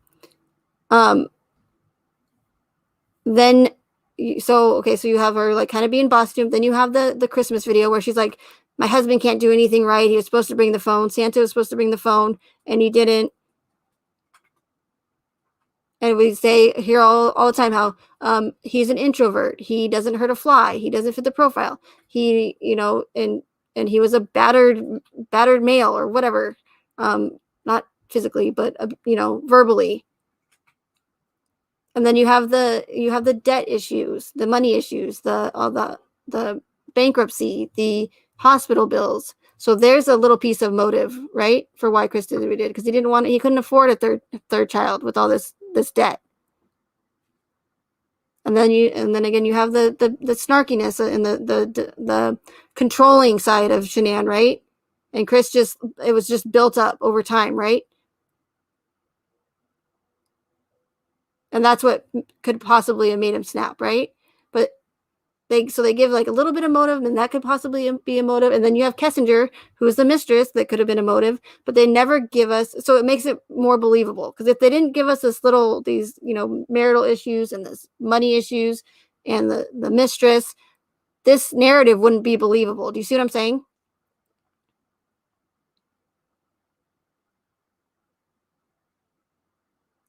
And they never give us an actual motive for it. So in order for us to somewhat believe that this is even possible, that someone like Chris Watts, who everybody says is just so wonderful, never heard a fly, they got to give us a little bit of, some sort of motive to make this narrative believable.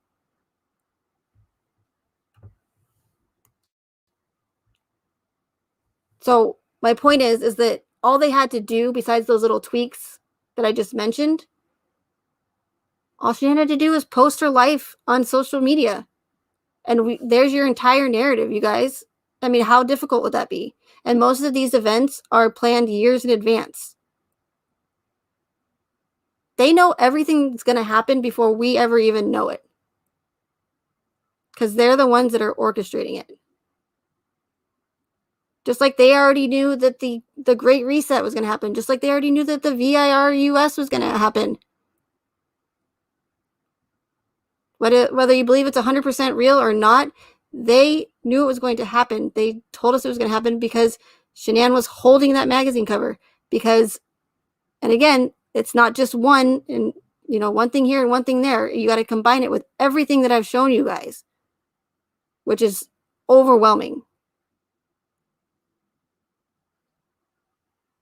Then in the American Horror Story teaser, the woman in the shallow grave, what is she wearing? She's wearing a gas mask. What is the person in the shallow grave next to her wearing? A fancy face mask over their mouth and nose. What have we been seeing for, I don't even know how long now? Everywhere. Masks everywhere. People wearing masks. There's a picture of Bella and Cece on Facebook wearing some sort of respiratory masks. All these people that are, that they're telling us are in hospitals, that they're wearing respirators.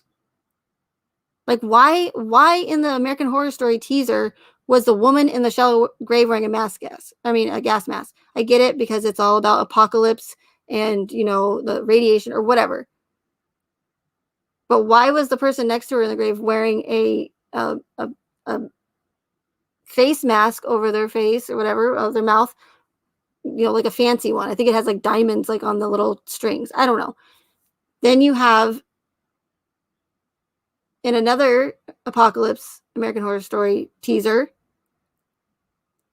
there's a woman sitting in like a fancy like throne chair or whatever, and she's wearing a respirator has a cord, and it's hooked up to another woman, and that shows that the woman in the chair is, draining the life out of this other person with a respirator on.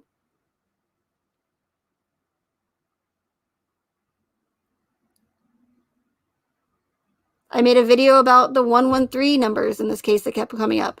You have 113 numbers on the back of Chris's work truck. And I didn't know about that until after the fact, until one of my viewers brought it to my attention. But in the news clip, they're talking about what had happened, the narrative, and they literally zoom in on this news clip. They zoom in on Chris's work number, or the number on the back of on the back of the window of his truck. They zoom in and they circle it. I could not make this up if I tried. They circle the number. It's like 1138. Okay, so there's one. Then you have the picture frame that's in the entertainment room, or whatever you want to call it, or living area next to the Watts kitchen. On the wall, there's a picture frame with specific dates on it. So it's like Chris's birthday, Shanann's birthday, when they got married, Cece's birthday and Bella's birthday or something. Well, Chris and Shanann got married on 11/3. So there's those numbers again. Then when I made the video about KK and her, why she named her channel what she did, Revelation and the Reckoning, led me back to the Book of Revelations. The Book of Revelations is the only Bible that mentions the apocalypse. Why is KK's, the name of KK's channel leading me back to not only 113, so there's a verse in there, or a proverb, or revelation, I guess is what it's called, right? Leads me back to Revelation 1:1 right? Where it references the apocalypse. Then you have American Horror Story Apocalypse, the entire season, the American Story Apocalypse trailer that came on Nate's TV. That's the kind of breadcrumbs that I'm talking about. It always leads me back. It always means something. So when someone just pops up out of nowhere in this case, it means something.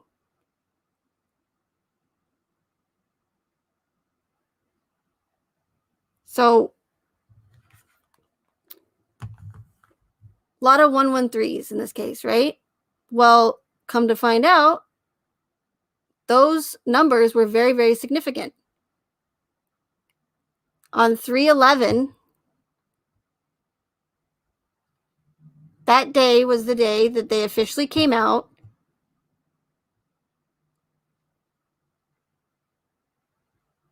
about the lockdown with the VIRUS.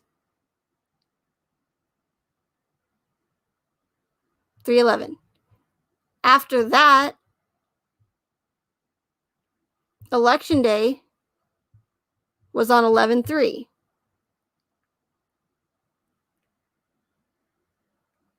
Then the next one, 1/13, so January 13th, was the second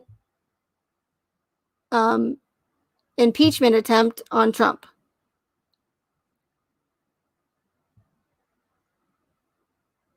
Because depending on where you are in the country, or in the world, you can either put the date first or the month. But they will, the powers that be, the people that are orchestrating these events, they will still flip their numbers. So you can have 113 or 311. Okay? So what are the odds that those numbers kept popping up in this case, and they were making a point? Like, there's actually a picture of that picture frame with all the specific dates on it, with 113, the date that Shanann and Chris got married, highlighted.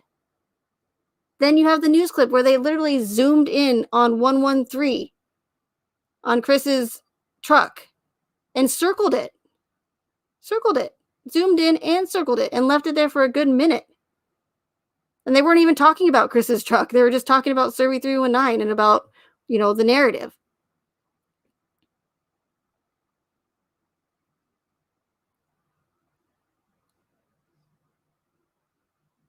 Then you have the Revelations 113. What are the odds that 3 significant things following the Watts case happened on either 113 or 311?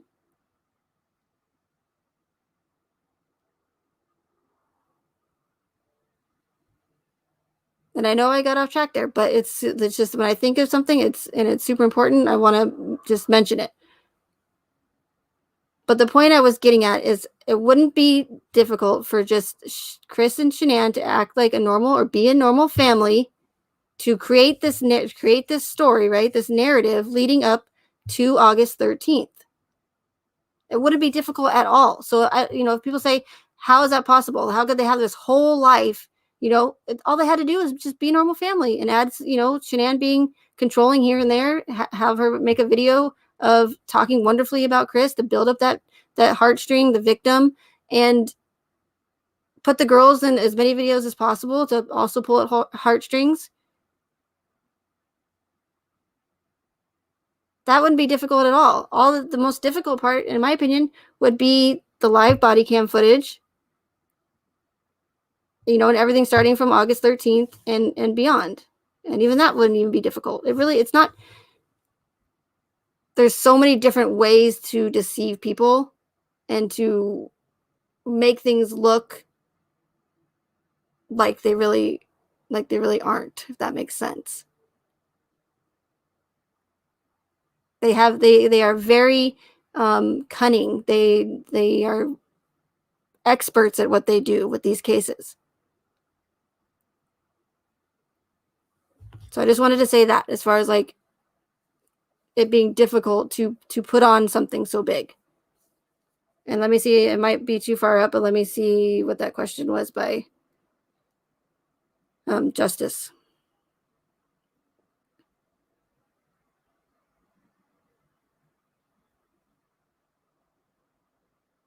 Hi, Janelle. I didn't see you sneak in there.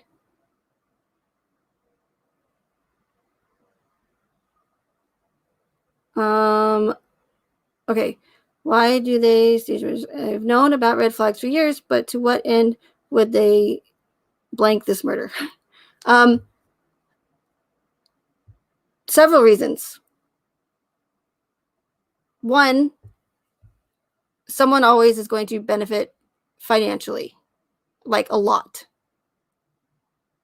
Either someone or someone's. So, I'm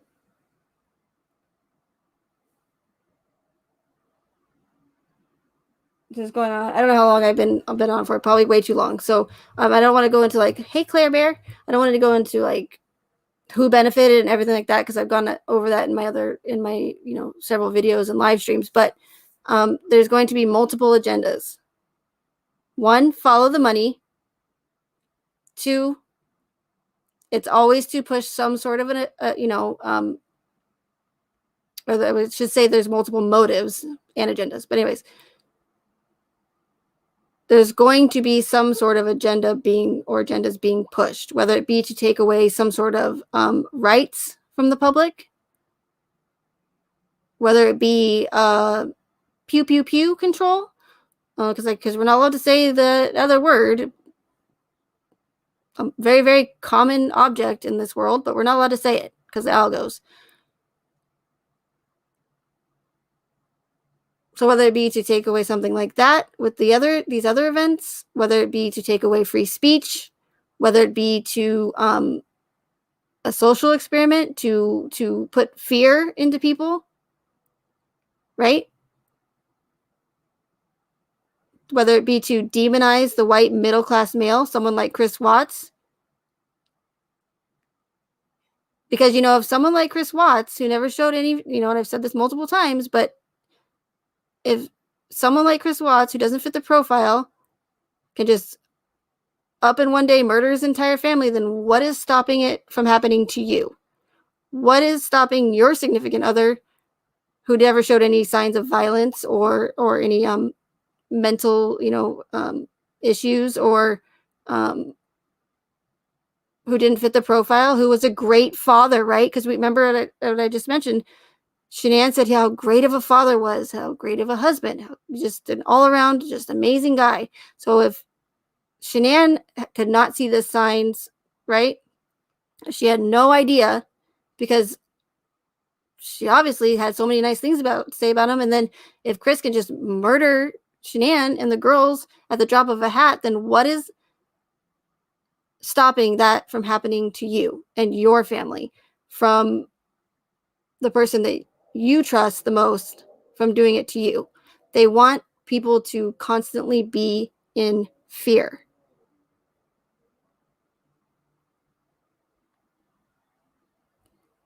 They want people to believe or only trust. They want people to think they can only trust law enforcement and the government, and not the ones closest to them.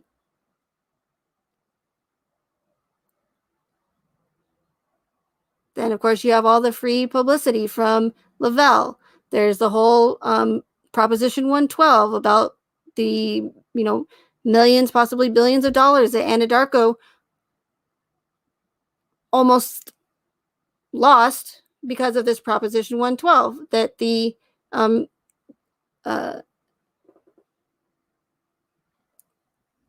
anti-fracking groups were trying to get passed, because it would have essentially taken away 90% of Colorado's oil from these oil companies, from the O&G companies.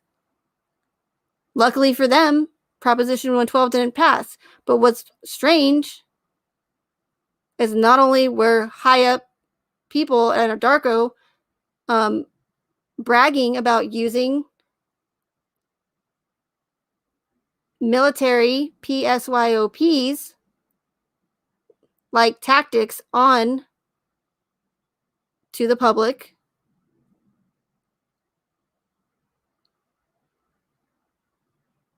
but at the same time that Chris was supposed to be allegedly planning the murders of his family,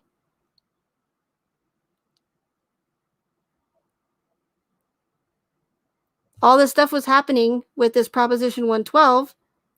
And guess when the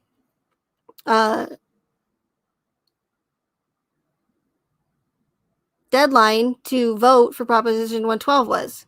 November 6th, 2018. Chris's hearing got pushed forward to November 6th, Election Day. And the DA never gave us a reason as to why it was pushed that day. And I'm not 100%, because again, I didn't know about this case until a few months after, but I'm almost certain that that hearing of Chris's, his sentence hearing, was live or was televised. And someone can correct me in the chat if I'm wrong, but why would the DA move Chris's sentencing hearing to November 6th, Election Day, one of the biggest government days of the year, right? Televise it when, for as far as I know, most of the time cameras or the public and cameras and the news crew are not allowed to have cameras inside of courtrooms for these cases. So to me, by televising it, they sure wanted us to see this, right? They wanted to see this guy, get charged. Why would you televise this guy's sentence hearing the day on Election Day and move it and not give a reason for doing it?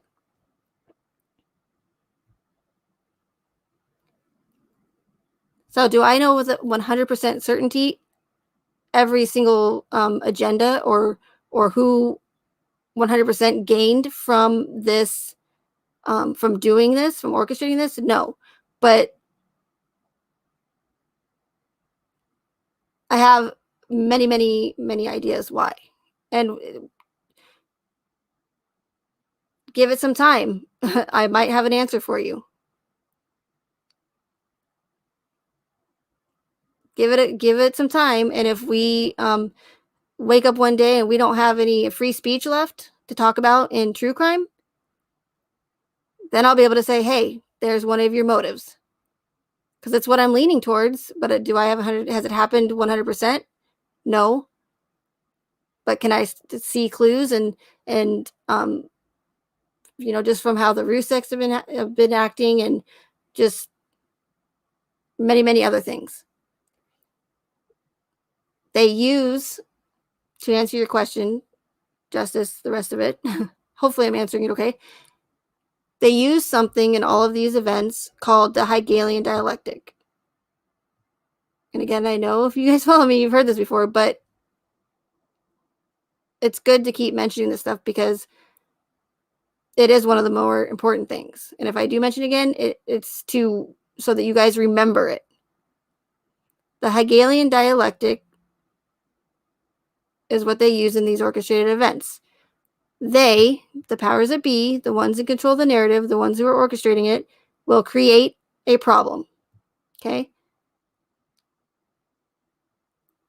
They will create the problem, and then we, the public, will react like, oh my God, this is terrible. This can't be happening. This can't happen anymore.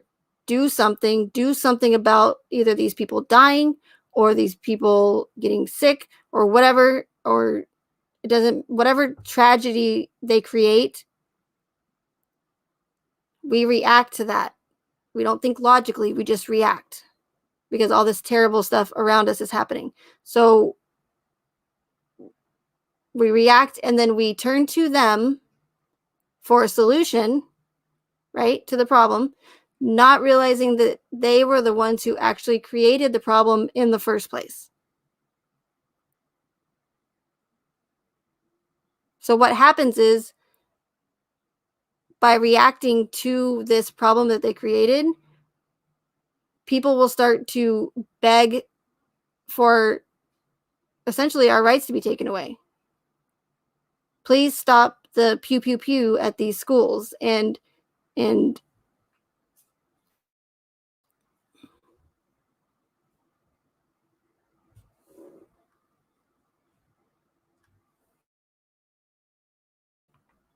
so we're essentially asking for those to be taken away, which is one of our rights.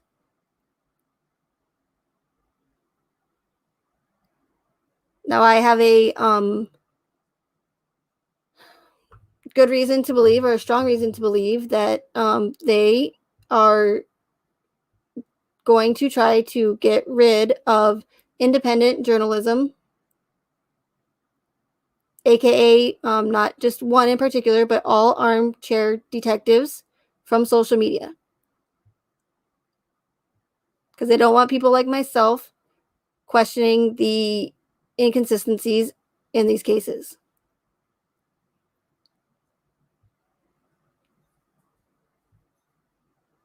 So in a few months or whatever in the near future, if you start seeing that we're not allowed to have opinions on these homicide cases, these high profile murder cases, then I'll have a definitive answer for you as to one of their motives.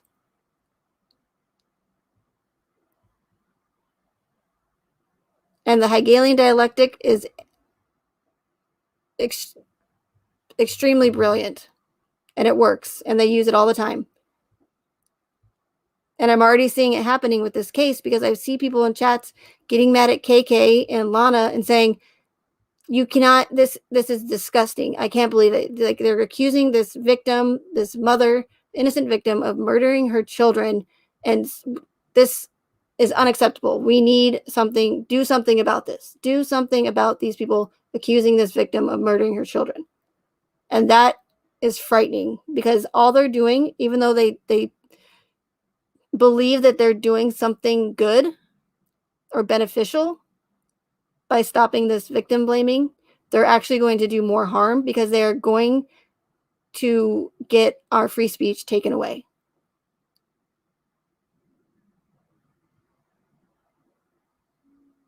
You see what I'm saying? So by creating the problem, which is the victim blaming and the victim bashing, and what the Ruseks are claiming as harassment, threats, and I'm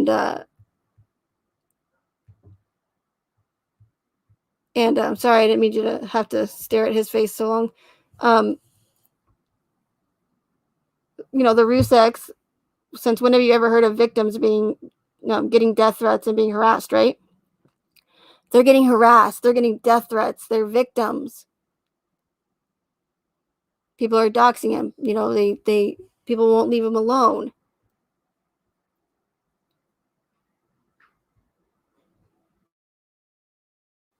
So people are getting upset and saying, you can't treat the Ruseks like this. They're victims. And you can't say this about Shanann. You can't accuse a woman who's deceased, who can't defend herself, of murdering her children. So I'm seeing people going, something has to be done. This has to be stopped. No.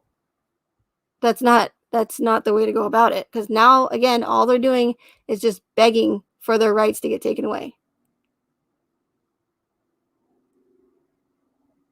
Now, do I 100% know for a fact that that's what's going on? No. But that's what I'm clearly seeing happening.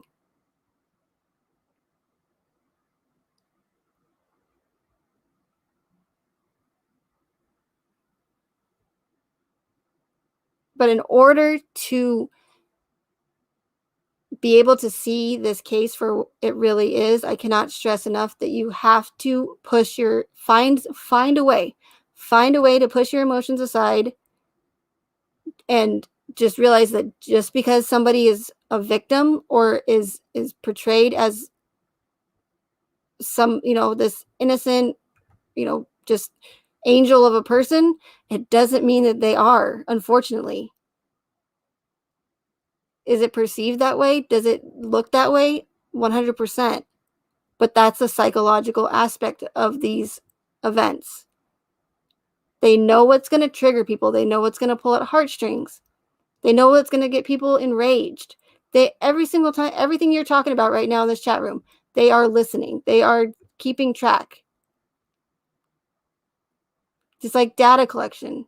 So you can imagine, how many other cases and how many other events they've been listening to what people are saying, not just in true crime, but all over social media.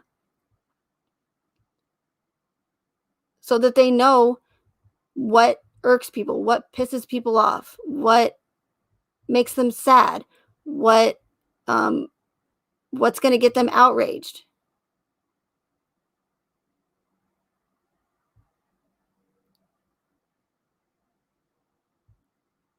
So, I just don't think for 1 second that people are not capable of being deceiving or being able to pull something like this off, because they can, and they did. And they have fooled many, many, many people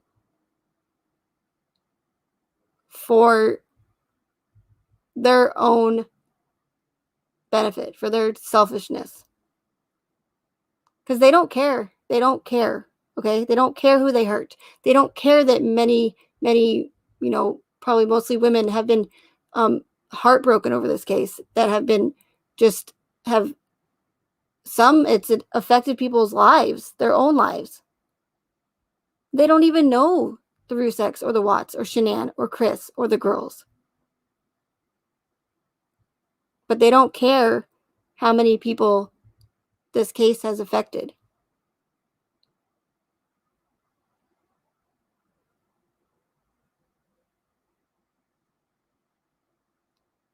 Again, people are freaking shitty. And it's just getting worse and worse. And so I don't care if anybody says that I'm just a terrible person, and then how dare I say that this was orchestrated, and that, I don't care. Okay? I don't care, because I have one motive, and that's to expose the truth in this case. Because if people do not start waking up, before you know it, your rights are going to be gone. And I know it seems dramatic, but it's true. And it might just seem like a little insignificant homicide case to many, many people, but they can't take it all away at one time, because that would cause an outrage. So bit by bit, they're going to slowly take free speech away. I mean, look at how much I'm struggling. Oh, sorry. Look how much I'm struggling just to get the truth out there, because they've made it so difficult for me to do that, because they know that myself and several others who are trying to expose the truth, they know that we don't want to get our channels taken down and lose. A lot of people have income that have these channels. My channel's not monetized, but for those YouTubers that do make a living off of and need YouTube to live, to feed their families, YouTube knows that they can take away their income in a second. So they put their rules and their community guidelines, and they say, you can't say this and you can't say that, or we'll give you a strike. And if you keep getting them, you'll get your channel taken down, and they will lose that income. They know that. That's why it says in the YouTube guidelines that You are not allowed to question the authenticity of a tragic event. Why not? Why can you not question a tragic event that has many, many holes in the and inconsistencies in the narrative? I'm not going around and saying this about every other event or every other case. I'm talking about the ones that have the inconsistencies. We should be allowed to question any event or any narrative that we're being fed that doesn't add up. That is our right. Now, if I was questioning one where everything added up, everything fit, everything was transparent, then yeah, that would be ridiculous. And I would probably be like, well, you know, if somebody said, Megan, what the hell are you doing? Then they have every right, every reason to. That makes sense.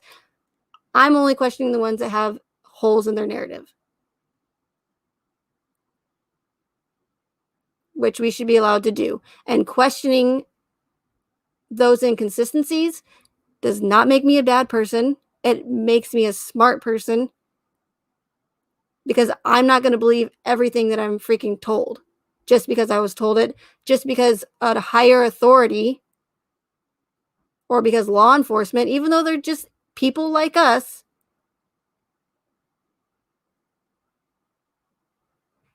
but since they seem to, you know, they're higher authority because they make the laws, right? Then I'm supposed to just listen to them and I'm supposed to believe everything they say? No, I'm not. Doesn't matter who tells me anything. I'm not going to just believe it because they told me, because they're law enforcement, because they're here to protect. Is all law enforcement bad? Is all government bad? No. But let's be real. There's some very, very corrupt individuals out there. And unfortunately, they're ruining it for the ones who became a police officer for the right reasons, to protect and to serve. Or for, you know, government officials that actually do, probably not very many of them left, but I'm not going to just say all of them, who do want to better this country.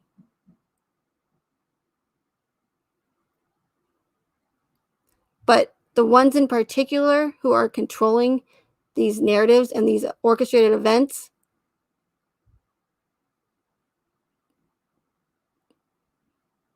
those are the ones you need to be worried about, because they don't give a shit about you or me. Okay?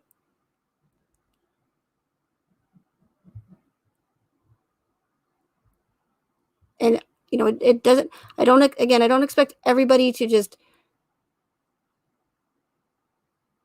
not everyone is going to be able to see what I'm saying, no matter how well I explain it.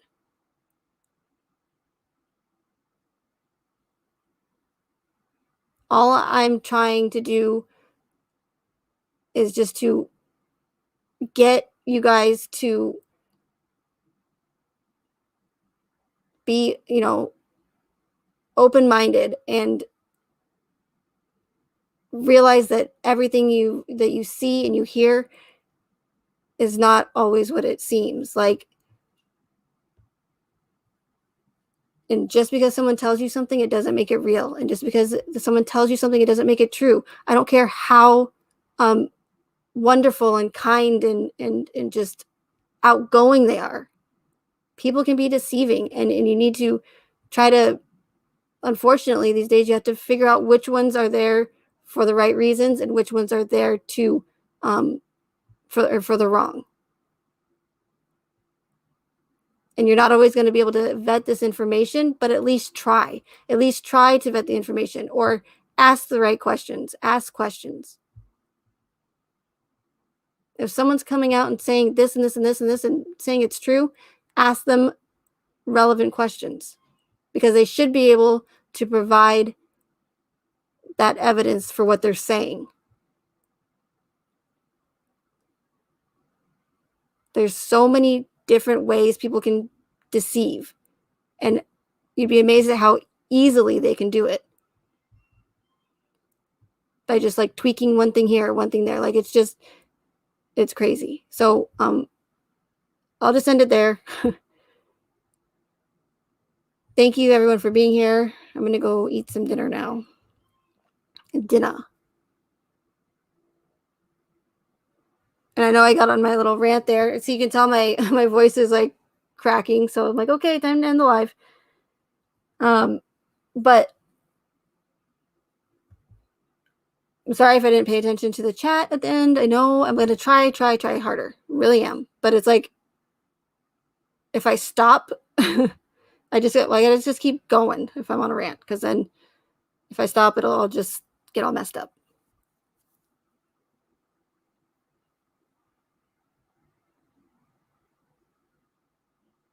But yeah, I appreciate anybody new being here. For those of you that have been following me for a long time now, and just for sticking around to hear what I have to say, that's I just appreciate that in itself. Because again, I know I'm not the best at explaining things, and I'm really, really trying, and they've made it very, very difficult for me. On top of that, me not already being a great speaker, but if you just stick it out with me like as long as you can, I guarantee you will, at least if you don't see everything that I'm saying, you will at least have a different perspective on this case.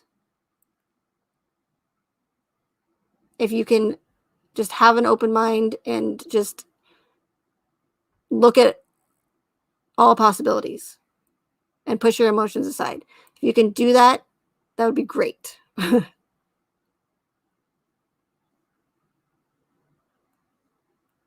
So thank you again, everyone, for being here. Thank you to my moderators. I really, really appreciate you. And happy Valentine's Day, or happy un-Valentine's Day. Okay, bye. Bye, guys.